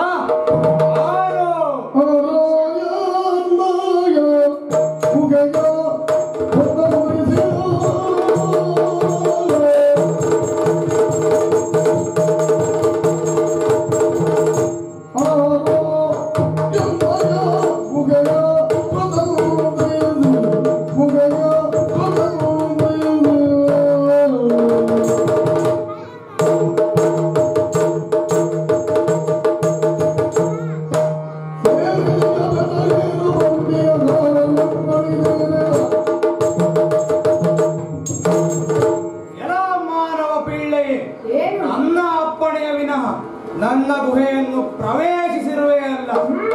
ಏನು ನನ್ನ ಮಗಳ ಜೋಗುಳದ ನಾದವನ್ನು ಕೇಳುತ್ತಾ ನನ್ನ ಗುಹೆಯನ್ನು ಪ್ರವೇಶಿಸಿದೆಯಾ? ಅಲ್ಲದೆ ಹೋದಲ್ಲಿ ಶಂಖವನ್ನು ಮೊಳಗಿಸುವ ಸಮಯವೇನಾಯಿತು? ಶಂಖ ಮೊಳಗಿಸುವುದಕ್ಕೂ ಸಮಯ ಎಲ್ಲ ನೋಡಬೇಕಾ? ಮತ್ತೆ ಒಂದು ಪೂರ್ವ ಸಂಧ್ಯಾ ಕಾಲದಲ್ಲಿ ಅಥವಾ ಸಾಯಂ ಸಂಧ್ಯಾ ಕಾಲದಲ್ಲಿ ಶಂಖವನ್ನು ಮೊಳಗಿಸುವುದು ರೂಢಿ. ಏನು ನಿನ್ನ ಮನಸ್ಸಿಗೆ ಬಂದ ಹಾಗೆ ಶಂಖವನ್ನು ಮೊಳಗಿಸುವುದು? ನನ್ನಲ್ಲಿದ್ದುದು ಶಂಖ ಒಂದೇ ಆಯುಧ. ಮತ್ತೆ ನಿನ್ನ ಬಾಲೆಯನ್ನು ಹೆದರಿಸಲು ನಾನು ಓದಿದ್ದಲ್ಲ, ನಿನ್ನನ್ನು ಆಹ್ವಾನಿಸುವುದೇ ನನಗೆ ಪ್ರಾಮುಖ್ಯವಾಗಿತ್ತು. ಇರಲಿ, ಮೊಳಗಿಸಿದ ಪರಿಣಾಮ ಏನೆಂದು ನೀನು ಅರಿಯಬೇಕು. ನೋಡು, ಆ ಬಾಲೆಯನ್ನೊಮ್ಮೆ ನೋಡು. ನೀನು ಶಂಖವನ್ನು ಮೊಳಗಿಸಿದ ಪರಿಣಾಮ ಹೇಗೆ ಬೆದರುತ್ತಿದ್ದಾಳೆಂದು ಪರೀಕ್ಷಿಸು. ನೀನು ಏಕೆ ಬಂದಿರುವೆ ಎಂದು ಈ ತೆರನಾದ ಶಂಖ ಊದುವುದಕ್ಕೆ ಕಾರಣವೇನೆಂದು ಕೇಳಬಹುದಾ? ಅಯ್ಯ, ನಿನ್ನ ಮನೆಯೆಂದು ನಾನು ಅಪ್ಪಣೆ ವಿನಃ ಪ್ರವೇಶ ಮಾಡಿದ್ದೇನೆ. ಮಾತ್ರವಲ್ಲ, ಶಂಖಧ್ವನಿಯನ್ನು ಮಾಡಿದ್ದೇನೆ ಎಂದು ಆಕ್ಷೇಪಿಸುತ್ತಿರುವೆಯಲ್ಲ. ಗುಹೆಯಲ್ಲಿ ಕಾಡಿನಲ್ಲಿರುವುದು ಇದೊಂದು ಗುಹೆ. ಇಲ್ಲಿ ಸಂಸ್ಕೃತರು ವಾಸವಾಗಿದ್ದಾರೆ ಎನ್ನುವುದನ್ನು ನಂಬಲು ಸಾಧ್ಯವಿಲ್ಲ. ಇದ್ದರೂ ಪ್ರಾಣಿಗಳೆಲ್ಲವೋ. ಹಾಗಾಗಿ ಗುಹೆಯನ್ನು ಅಪ್ಪಣೆ ಇಲ್ಲದೆ ಒಳಪ್ರವೇಶಿಸಿದೆ. ಮತ್ತೆ ಒಳಪ್ರವೇಶಿಸಿದ ನಂತರ ನೋಡಿದೆ ನಿನ್ನ ಬಾಲೆಯನ್ನು. ಅವಳ ಜೋಗುಳ ಪದ್ಯಕ್ಕೆ ಇಲ್ಲಿನ ಯಜಮಾನ ಬೇರೊಬ್ಬನಿದ್ದಾನೆ ಎಂಬುದನ್ನು ತಿಳಿದುಕೊಂಡೆ. ನೀನೇ ಊಹಿಸಿದಂತೆ ನಿನ್ನನ್ನು ಆಹ್ವಾನಿಸುವುದಕ್ಕಾಗಿ ಶಂಖನಾದವನ್ನು ಮಾಡಬೇಕಾಯಿತು. ಇಷ್ಟನ್ನೆಲ್ಲ ಮಾತನಾಡುವ ನೀನು ಇರುವುದು ನನ್ನ ಗುಹೆಯಲ್ಲಿ. ಯಾರು ನೀನು? ಯಾಕಾಗಿ ಬಂದೆ? ನಿನ್ನ ಹೆಸರೇನು? ನಿನ್ನ ಊರಾವುದು? ನಿನ್ನನ್ನು ಪಡೆದಂತಹ ಮಾತಾಪಿತರುಗಳಾರು? ಹೇಳು. ಈ ಅನಂತರ ಇಲ್ಲಿಂದ ನಡೆ. ನನ್ನ ಪರಿಚಯವೋ?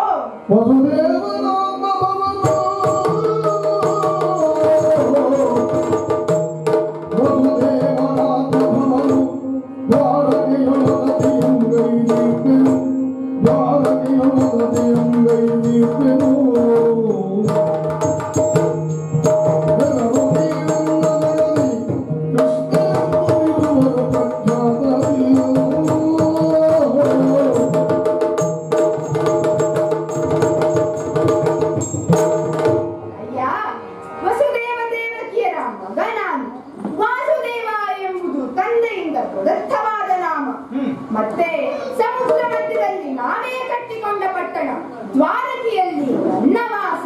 ಬಂದ ಕಾರಣವೇನು? ಅದು ಆ ತೊಟ್ಟಿಲಿಗೆ ಏನೋ ಕಟ್ಟಿದ್ದೀಯಲ್ಲ. ಅದೊಂದು ಪ್ರಕಾಶಮಾನವಾದಂತಹ ಮಣಿ. ಆ ಮಣಿಯನ್ನು ನೋಡಿ ತರಳ ಪ್ರವೀರ ಆಕರ್ಷಿತನಾದ. ಹಾಗಾಗಿ ಅದನ್ನು ತೊಟ್ಟಿಲಿಗೆ ಕಟ್ಟಿದ್ದೇನೆ. ಆ ಮಣಿಯ ವಿಚಾರ ನಿನಗೇಕೋ? ನಾನು ಇಲ್ಲಿಗೆ ಬಂದಿರುವುದಕ್ಕೂ ಆ ಮಣಿಗೂ ಬಹಳ ಸಂಬಂಧವಿದೆ. ಏನದು? ಅದು ಸಾಮಾನ್ಯವಾದ ಮಣಿಯಲ್ಲ. ಸೂರ್ಯನಿಂದ ದೊರೆತ ಶಮಂತಕ ರತ್ನ. ಅದನ್ನು ನನ್ನ ಸಖನಾದ ಪ್ರಸೇನನು ಧರಿಸಿ ಕಾಡಿಗೆ ಬೇಟೆಗಾಗಿ ಬಂದಿದ್ದ. ಅದನ್ನು ಅರಸುತ್ತಾ ನಾನು ಇಲ್ಲಿಯವರೆಗಾಗಿ ಬಂದಿದ್ದೇನೆ. ಒಳ್ಳೆಯ ಮಾತಿನಿಂದ ಹೇಳುತ್ತಿದ್ದೇನೆ, ಆ ಮಣಿಯನ್ನು ಕೊಟ್ಟು ಬಿಡು. ಏನು ನಾನು ಕದ್ದು ತಂದದ್ದು ಎಂದು ಭಾವಿಸಿದೆಯಾ? ಅಲ್ಲವಾ?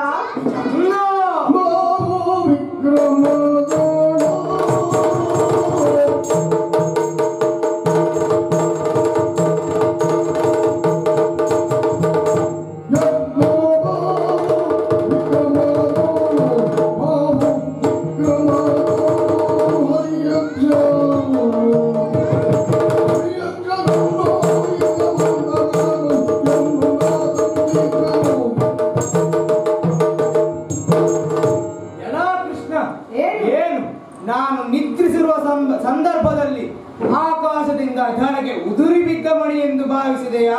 ಅಲ್ಲವೋ? ಅಥವಾ ನಾನು ಕಾಡಿನಲ್ಲಿ ಸಂಚರಿಸುತ್ತಿರುವಾಗ ಕಾಲಿಗೆ ಎಡವಿ ಸಿಕ್ಕ ಮಣಿ ಎಂದು ಭಾವಿಸಿದೆಯಾ? ಮತ್ತೆ ಅದಾವುದೂ ಅಲ್ಲ. ನಾನು ಒಂದು ದಿನ ಕಾಡಿನಲ್ಲಿ ಸಂಚರಿಸುತ್ತಿರುವ ಸಂದರ್ಭ ಸಿಂಹವರ್ವದ ಬಾಯಲ್ಲಿ ಈ ಮಣಿಯನ್ನು ಕಂಡೆ. ಆ ಸಿಂಹದೊಡನೆ ಕಾಡಾಕಾಡಿಯಾಗಿ ಧುರವನ್ನು ನೀಡಿದೆ. ಅನಂತರ ಆ ಸಿಂಹವನ್ನು ಕೊಂದು ನನ್ನ ಬಾಹುಬಲದಿಂದ ಈ ಮಣಿಯನ್ನು ತಂದಿರುವೆ. ಇದನ್ನು ಕೇಳುವುದಕ್ಕೆ ನಿನಗೆಷ್ಟು ಧೈರ್ಯ? ಅಯ್ಯ, ನಾನು ನಿನ್ನ ಹಿತವನ್ನು ಬಯಸಿ ಹೇಳುವುದೇನು ಗೊತ್ತೋ?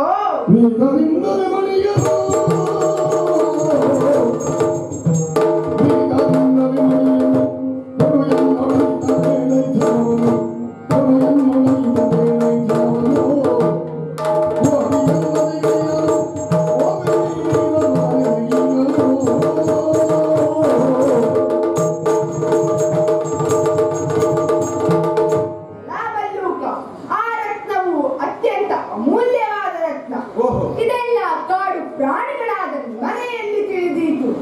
ಅದರ ಅವಶ್ಯಕತೆಯೂ ನಿಮಗಿಲ್ಲ. ತಿರ್ಯ ಜಂತುವಾದ ನಿನಗೆ ಆ ರತ್ನ ಬೇಕೆ? ಎಲ್ಲ ಕೃಷ್ಣ, ನನ್ನನ್ನು ತಿರಿಯ ಜಂತು ಎಂದು ಭಾವಿಸಿಕೊಂಡೆಯಾ?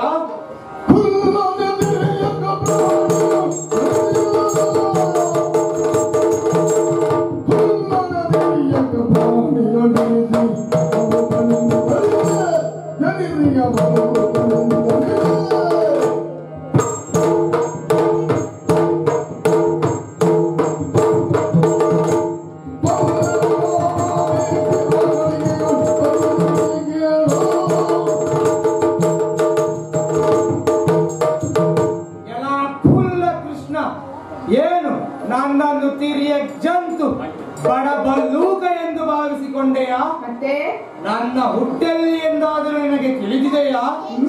ಸುಮೇರು ಪರ್ವತದಲ್ಲಿ ಸೃಷ್ಟಿಕರ್ತನಾದಂತಹ ಬ್ರಹ್ಮದೇವ ತನ್ನ ಶರೀರಕ್ಕೊದಗಿದಂತಹ ಏಕತಾನತೆಯಿಂದ ಉಂಟಾದಂತಹ ಆಲಸ್ಯದ ನಿವಾರಣೆಗಾಗಿ ಒಮ್ಮೆ ಬಾಯಿ ತೆರೆದು ಆಕಳಿಸಿದ. ಆತನ ಆಕಳಿಕೆಯಲ್ಲಿ ಈರ್ವರು ಉದ್ಭವಿಸಿದರು. ಒಬ್ಬ ನಾನು, ಇನ್ನೋರ್ವನ ಹೆಸರು ಧೂಮ್ರ ಎಂದು. ಆತ ನನ್ನಷ್ಟು ಪ್ರಚಾರಕ್ಕೆ ಬರಲಿಲ್ಲ. ನಾನಾದರೂ ಸಜ್ಜನರ ಸಹವಾಸವನ್ನು ಮಾಡಿ ಅಲ್ಲೋ ಇಲ್ಲೋ ಪ್ರಚಾರದಲ್ಲಿದ್ದೇನೆ. ಮತ್ತೆ ಸೃಷ್ಟಿಕರ್ತನ ಜೃಂಭಾರಂಭದಿಂದ ಸಂಚರಿಸಿದ ಕಾರಣ ನನ್ನನ್ನು ಜಾಂಬವಂತ ಎಂದು ಕರೆಯುತ್ತಾರೆ. ಇಷ್ಟೊಂದು ವಿಶೇಷತೆ ಇದೆ ನನ್ನ ಹುಟ್ಟಿಗೆ. ಹೀಗಿರುವಾಗ ನನ್ನನ್ನು ಬಡ ಮೃಗ, ಕಿರಿಯ ಜಂತು ಎಂದು ಹೇಳಿದರೆ ಜಾಗ್ರತೆ ಜತನ. ಎಲ್ಲ ಜಾಂಬವ, ಪ್ರಪಂಚದಲ್ಲಿರುವ ಸಕಲ ಜೀವರಾಶಿಗಳು ಆ ಬ್ರಹ್ಮನಿಂದಲೇ ಸೃಜಿಸಲ್ಪಡುತ್ತದೆ. ಅದರಿಂದ ಏನು ಮಹತ್ ಕಾರ್ಯ ಆಗುವುದಿಲ್ಲ. ಮಾನವನಿಗೆ ಹುಟ್ಟು ಪ್ರಾಮುಖ್ಯವಲ್ಲ, ಹುಟ್ಟಿದ ಮೇಲೆ ಏನು ಸಾಧನೆ ಮಾಡಿದ್ದಾನೆ ಎನ್ನುವುದೇ ಮುಖ್ಯ. ಅಂತಹ ಸಾಧನೆ ನೀನೇನು ಮಾಡಿದ್ದಿ? ನನ್ನ ಸಾಧನೆಯನ್ನು ಕೇಳುತ್ತೀಯಾ? ವಾರಿಜ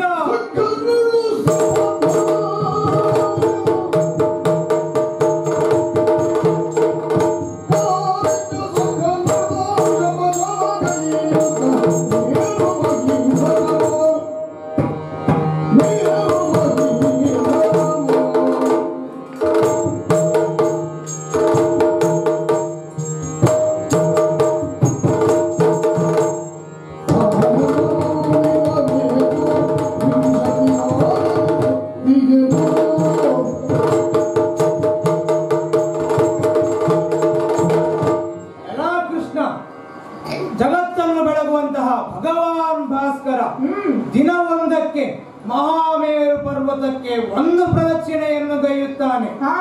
ಆದರೆ ಆತನಲ್ಲಿ ಶಪಥವನ್ನು ಗೈದಂತಹ ನಾನು ದಿನವೊಂದರಲ್ಲಿ ಮೇರು ಪರ್ವತಕ್ಕೆ ಏಕೋವಿಂಶತಿ ಅರ್ಥಾತ್ 21 ಬಾರಿ ಪ್ರದಕ್ಷಿಣೆಯನ್ನು ಗೈದಿದ್ದೇನೆ. ಅಷ್ಟು ಮಾತ್ರವಲ್ಲ, ಈ ಧರೆಗೆ ಸುರಗಂಗೆಯನ್ನು ಇಳಿಸಿದವನು ಆ ಭಗೀರಥ. ಆದರೆ ಸುರಗಂಗೆ ಭುವಿಗಿಳಿದಿದ್ದಾಳೆಂದು ಇಡೀ ಲೋಕಕ್ಕೆ ಸಾರಿ ಸಾರಿ ಹೇಳಿದವನು ಈ ಜಾಂಬವಂತ. ಇಂತಹ ಸಾಧನೆ ನೀನೇನಾದರೂ ಮಾಡಿದ್ದೀಯೇನು? ಅಯ್ಯ, ನೀನು ಬೆಟ್ಟ ಸುತ್ತಿದ ಕಥೆ ಹೇಳುತ್ತಾ ಇದ್ದೀಯ. ನಾನು ಬೆಟ್ಟ ಎತ್ತಿದ ಕಥೆ ಹೇಳಲು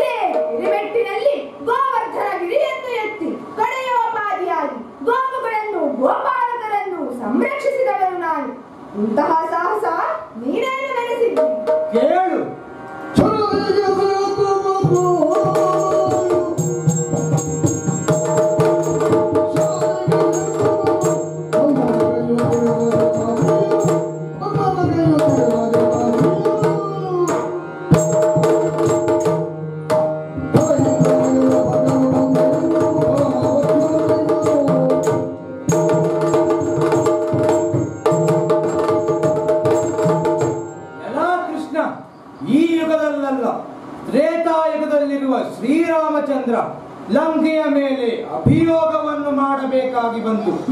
ಕಾರಣ ಲೋಕಮಾತೆಯಾದ ಸೀತಾದೇವಿಯನ್ನು ದುರುಳನಾದಂತಹ ರಾವಣ ಕದ್ದು ಲಂಕೆಯಲ್ಲಿಟ್ಟಿದ್ದ. ಆಕೆಯನ್ನು ಕರೆತರಲೋಸುಗ ಶ್ರೀರಾಮಚಂದ್ರ ಲಂಕೆಗೆ ಹೋಗುವುದು ಅನಿವಾರ್ಯವಾಯಿತು. ಆದರೆ ಶ್ರೀರಾಮ ಲಂಕೆಗೆ ತೆರಳುವುದಕ್ಕೆ ಮಧ್ಯದಲ್ಲಿ ಅಡ್ಡವಾದದ್ದು ಶತಯೋಜನ ವಿಸ್ತೀರ್ಣವಾದಂತಹ ಶರದಿ. ಆ ಸಂದರ್ಭದಲ್ಲಿ ಸಾಗರನೇ ಬಂದು ಒಂದು ಉಪಾಯವನ್ನು ತಿಳಿಸಿದ. ಕಲ್ಲು ಮಣ್ಣುಗಳ ಸಹಾಯದಿಂದ ಸೇತುವೆಯನ್ನು ನಿರ್ಮಾಣ ಮಾಡಿ ರಾಮನು ತನ್ನ ಅಪಾರ ಕಪಿಸ್ತೋಮದೊಂದಿಗೆ ಲಂಕೆಯನ್ನು ಸೇರಬಹುದು ಎಂದು. ಸಾಗರನ ಉಪಾಯದ ಮೇರೆಗೆ ಎಲ್ಲಾ ಕಪಿಗಳು ಉತ್ಸಾಹದಿಂದ ಸಣ್ಣ ಪುಟ್ಟ ಗುಡ್ಡ ಬೆಟ್ಟಗಳನ್ನು ಕಿತ್ತು ತಂದು ಸೇತು ನಿರ್ಮಾಣದ ಕಾರ್ಯದಲ್ಲಿ ತೊಡಗುತ್ತಿದ್ದರು. ಆದರೆ ಸೇತು ನಿರ್ಮಾಣಕ್ಕೆ ನಾನು ಏನಾದರೂ ಮಾಡಬೇಕೆಂದು ಭಾವಿಸಿದ ನಾನು ದೊಡ್ಡ ದೊಡ್ಡ ಪರ್ವತಗಳನ್ನು ಅರಸುತ್ತಾ ಉತ್ತರದ ಕಡೆಗೆ ಪ್ರಯಾಣ ಬೆಳೆಸಿದೆ. ನನ್ನ ದೃಷ್ಟಿ ನೇರವಾಗಿ ಹೋದದ್ದು ಶಿವನ ವಾಸಸ್ಥಾನವಾದ ರಜತಗಿರಿ ಬೆಳ್ಳಿ ಬೆಟ್ಟದತ್ತ. ಆ ಪರ್ವತವನ್ನು ಕಂಡ ನಾನು ಆ ಪರ್ವತದ ತಳಭಾಗಕ್ಕೆ ಕೈ ಹಾಕಿ ಎತ್ತಲು ಹೋದೆ. ಆದರೆ ಬರಲಿಲ್ಲ. ಹಾಗೆ ಭಾವಿಸಬೇಡ. ನಾನು ಎತ್ತುತ್ತೇನೆ ಎಂಬ ಭಯದಿಂದ ಭಯಗೊಂಡಂತಹ ಆ ಪರಮೇಶ್ವರ ನನ್ನೊಡನೆ ಬಂದು ಪರಮ ಸಖ್ಯವನ್ನು ಗೈದ.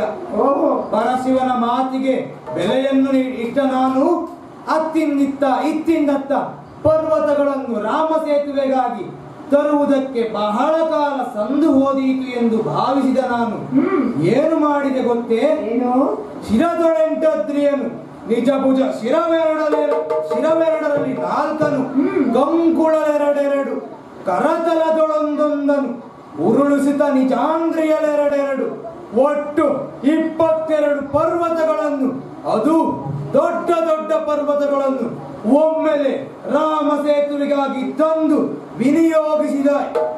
ವಿನಿಯೋಗಿಸಿದವನು ಈ ಜಾಂಬವಂತ. ಇಂತಹ ಕಾರ್ಯವನ್ನು ಮಾಡಿದ ನನಗೆ ನೀನೊಬ್ಬ ಕ್ಷುಲ್ಲಕ ಮಾನವ. ಎಲ್ಲ ಜಾಂಬವಂತ ಅಂದು ಹಿರಣ್ಯಾಕ್ಷನು ಧರಿತ್ರಿಯನ್ನು ಚಾಪೆಯೋಪಾದಿಯಾಗಿ ಮಡಚಿ ಪಾತಾಳಕ್ಕೆ ಒಯ್ಯುವಾಗ ಅವನನ್ನು ತಡೆದು ಅವನೊಂದಿಗೆ ಸೆಣಸಾಡಿ ಆತನನ್ನು ಕೊಂದು ಧರಿತ್ರಿಯನ್ನು ಮೇಲಕ್ಕೆ ಎತ್ತಿದವನು ನಾನು. ಅಂದು ನಾನು ಧರಿಸಿದ ವರಾಹಾವತಾರದ ಪರಿಚಯ ನನಗಿರಲಿಕ್ಕಿಲ್ಲ. ಕೃಷ್ಣ, ಸಾಕು ಮಾಡು. ಜಗದ್ರಕ್ಷಕನಾದ ಆ ವರಾಹಾವತಾರವೆಲ್ಲಿ?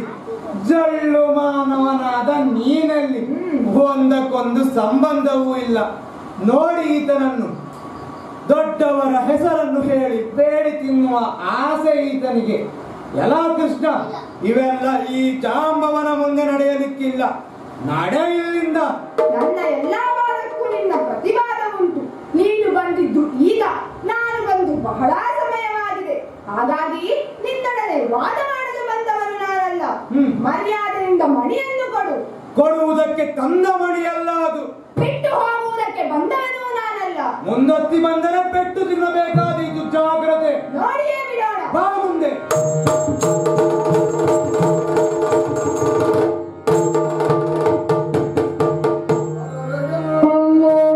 ಇಷ್ಟು ಚಲತಿ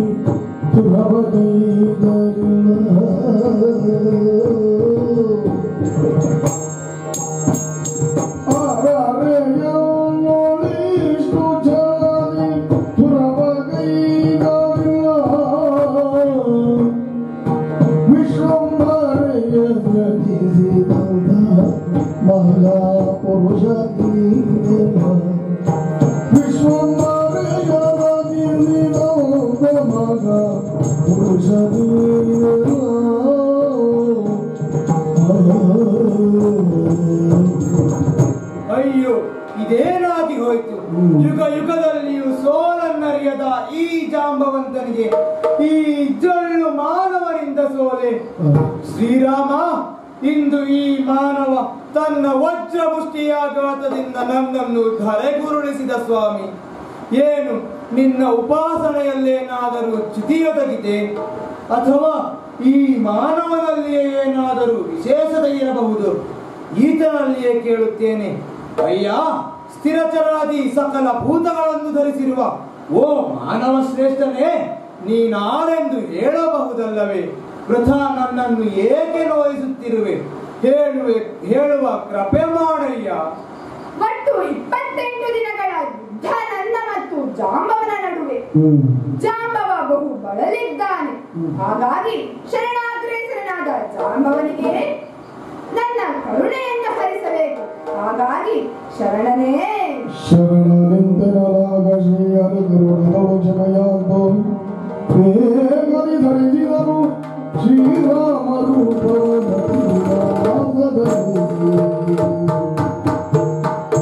ನನ್ನ ರಾಮಾವತಾರದ ಪರಿಸಮಾಪ್ತಿಯ ಕಾಲದಲ್ಲಿ ಜಾಂಬವನಿಗೆ ಯುಗ ಯುಗಗಳಲ್ಲೂ ರಾಮದರ್ಶನವೀಯುತ್ತೇನೆ ಎಂದು ವರವನ್ನೆತ್ತಿದ್ದೆ. ಇಂದು ಆ ಕಾಲ ಒದಗಿ ಬಂದಿದೆ. ಹಾಗಾಗಿ ಜಾಂಬವ ಇದೇನನ್ನು ನೋಡುತ್ತಿದ್ದೇನೆ.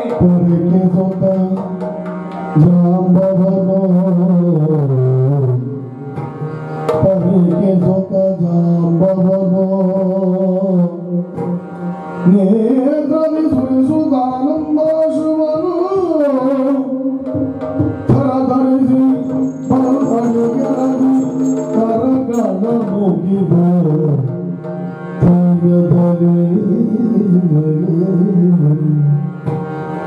ರಾಮ ರಾಘವ ದಶರಥ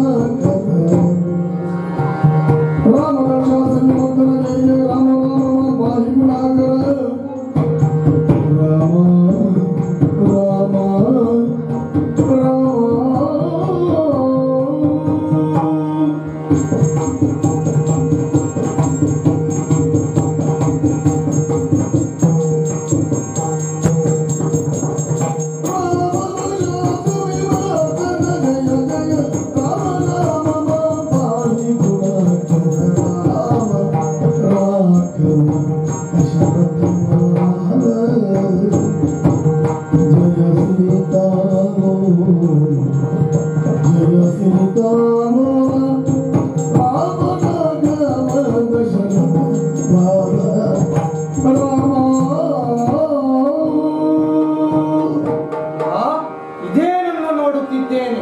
ನನ್ನ ಆರಾಧ್ಯ ದೈವ ಶ್ರೀರಾಮನೇ ಹೌದು.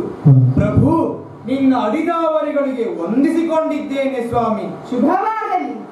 ಇದೇನ ರಾಮ, ದಶರಥ ನಂದನ ರಾಮ, ಕೋದಂಡ ರಾಮ, ಕೋಸಲ ರಾಮ, ಕೌಸ್ತುಭ ರಾಮ, ಸಾನಂದ ರಾಮ, ರಾಮ ರಾಮ ರಾಮ ನಮೋ ನಮಃ. ದೇವ, ನಿನ್ನೊಡನೆ ನಾವು ಕಳೆದ ದಿನಗಳಾದರೂ ಅದೆಂತಹ ಮಧುರ ಕ್ಷಣಗಳು. ಆದರೆ ನಾನು ನಿನ್ನನ್ನು ಗುರುತಿಸುವಲ್ಲಿ ವಿಫಲನಾಗಿ ಹೋದೆ ದೇವ. ನಿನ್ನ ಸಾಹಸದ ಕಥೆಗಳನ್ನು ಹೇಳುವುದಾದರೆ, ಪೂರ್ವಂ ರಾಮ ತಪೋವನಾಭಿಗಮನ ಹತ್ವಾ ಮೃಗ ಕಾಂಚನಂ ವೈದೇಹಿ ಹರಣಂ ಜಟಾಯು ಮರಣಂ ಸುಗ್ರೀವ ಸಂಭಾಷಣಂ ವಾಲಿ ನಿಗ್ರಹಣಂ ಸಮುದ್ರೋತ್ತರಣಂ ಲಂಕಾಪುರಿ ದಾಹನಂ ಪಶ್ಚಾದ್ರಾವಣ ಕುಂಭಕರ್ಣಾನಿಹನನಂ ಇಷ್ಟನ್ನು ಪೂರೈಸಿದ ಓ ದುಷ್ಟಮರ್ದನ ದುಷ್ಟಮರ್ದನ ರಕ್ಷಿಸೋ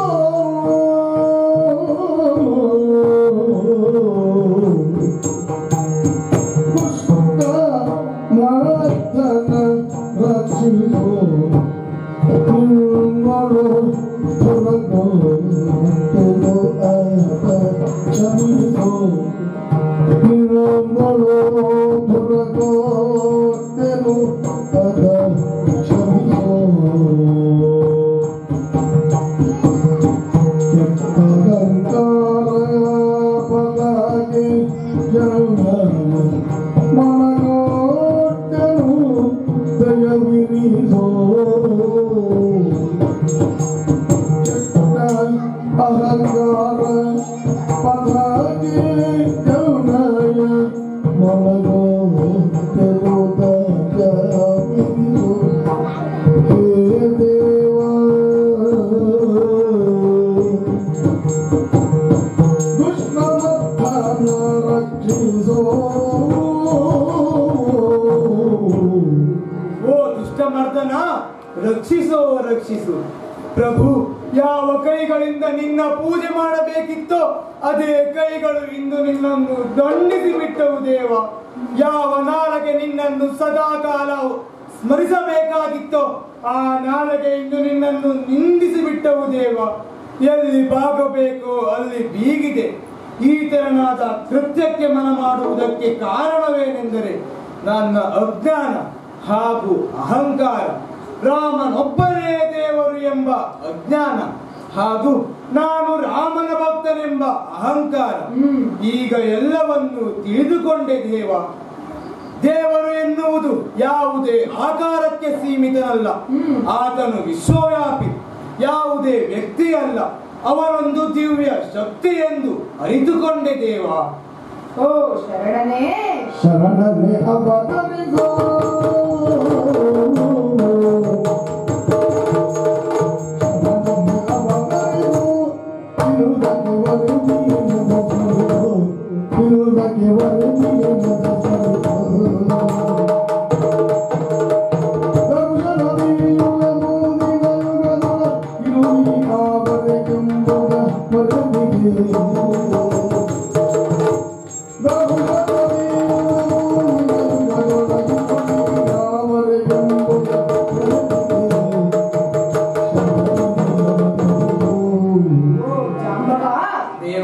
ರಾಮಾವತಾರದ ಪರಿಸಮಾಪ್ತಿಯ ಕಾಲದಲ್ಲಿ ನಿಮಗೊಂದು ವರವನ್ನಿತ್ತಿದ್ದೆ, ನೆನಪಿಸಿಕೋ.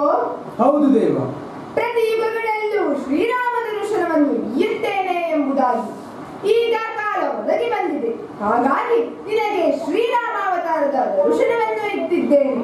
ಮತ್ತೆ ನೀನು ಅಜ್ಞಾನಿ ಎಂದು ಮರುಗಬೇಕಾದ ಅವಶ್ಯಕತೆ ಇಲ್ಲ. ದೇವರಿಗೆ ಬೇಕಾದದ್ದು ಭಕ್ತನ ಬುದ್ಧಿವಂತಿಕೆಯಲ್ಲ, ನಿಷ್ಕಲ್ಮಶವಾದ ಅಂತಃಕರಣ. ಅದಕ್ಕೆ ದೇವರು ಸೋಲುತ್ತಾನೆ. ಮತ್ತೆ ಜಾಂಬವ, ನಾನಿಲ್ಲಿಗೆ ಬರುವರೆ ಕಾರಣ ಬೇರುಂಟು. ನಿನ್ನಲ್ಲಿರುವ ಈ ಶ್ರವಂತಕಮಣಿಯನ್ನು ನಾನು ಕದ್ದಿದ್ದೇನೆ ಎಂಬ ಅಪವಾದವನ್ನು ಹೊತ್ತು ಇಲ್ಲಿಯವರೆಗೆ ಬಂದಿದ್ದೇನೆ. ಹಾಗಾಗಿ ದಯಮಾಡಿ ಅದನ್ನು ನನಗೆ ಕರುಣಿಸಯ್ಯ. ಓ ದೇವಾ, ಆದಿದೇವರ ದೇವ, ಆದಿದೇವರ ದೇವ, ನಿನ್ನೊಡನೆ ಮುರಿದು ನಾಗಾದಿನ ಅಪರಾಧ ಪರಿಹಾರಗೆ, ನಿನ್ನೊಡನೆ ಮುರಿದು ನಾಗಾದಿ ಅಪರಾಧ ಪರಿಹಾರಗೆ ಮೋಡದಿಂದಿಯುವೆನು ಜಾಂಬವತಿಯೆಂಬುವಳ, ಮೋಡದಿಂದಿಯುವೆನು ಜಾಂಬವತಿ ಎಂಬಿವಳ ಸಾದರದು ಸ್ವೀಕರಿಬುದು.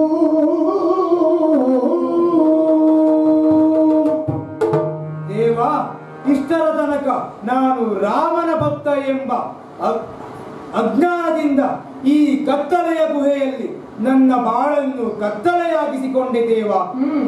ಈಗ ನಾನು ನಿನ್ನಲ್ಲಿ ಕ್ಷಮೆಯನ್ನು ಆಚರಿಸುತ್ತಿದ್ದೇನೆ. ಅದರೊಂದಿಗೆ ನನ್ನನ್ನು ಉದ್ಧರಿಸಬೇಕು ದೇವ. ಹಾಗೂ ಈ 28 ದಿವಸಗಳ ಕಾಲ ನಾನು ನಿನ್ನನ್ನು ದಂಡಿಸಿದೆ, ನಿಂದಿಸಿದೆ. ಹೀಗಾಗಿ ನನ್ನ ಈ ಪಾಪದ ಪ್ರಾಯಶ್ಚಿತ್ತಕ್ಕಾಗಿ ನಿನಗೆ ಈ ಮಣಿಯನ್ನು ಈಯುತ್ತೇನೆ ದೇವ. ಅದರೊಂದಿಗೆ ನನ್ನ ಮಗಳಾದ ಜಾಂಬವತಿ ಎಂಬವಳನ್ನು ನೀನು ಮದುವೆಯಾಗಬೇಕು ದೇವ. ಹಾಗೆಯೇ ಆಗಲಿ, ನಿನ್ನ ಇಚ್ಛೆಯಂತಾಗಲಿ. ಮಂಗಳಮಯದಿಂದ ಪ್ರಸಂಗ ಮುಗಿಯಿತಲ್ಲ. ಮಂಗಳಾತ್ಮಕನಾದ ವಿನಾಯಕನನ್ನು ಸಂಸ್ಕರಿಸುತ್ತಾ ಮಂಗಳ ಹಾಡೋಣ.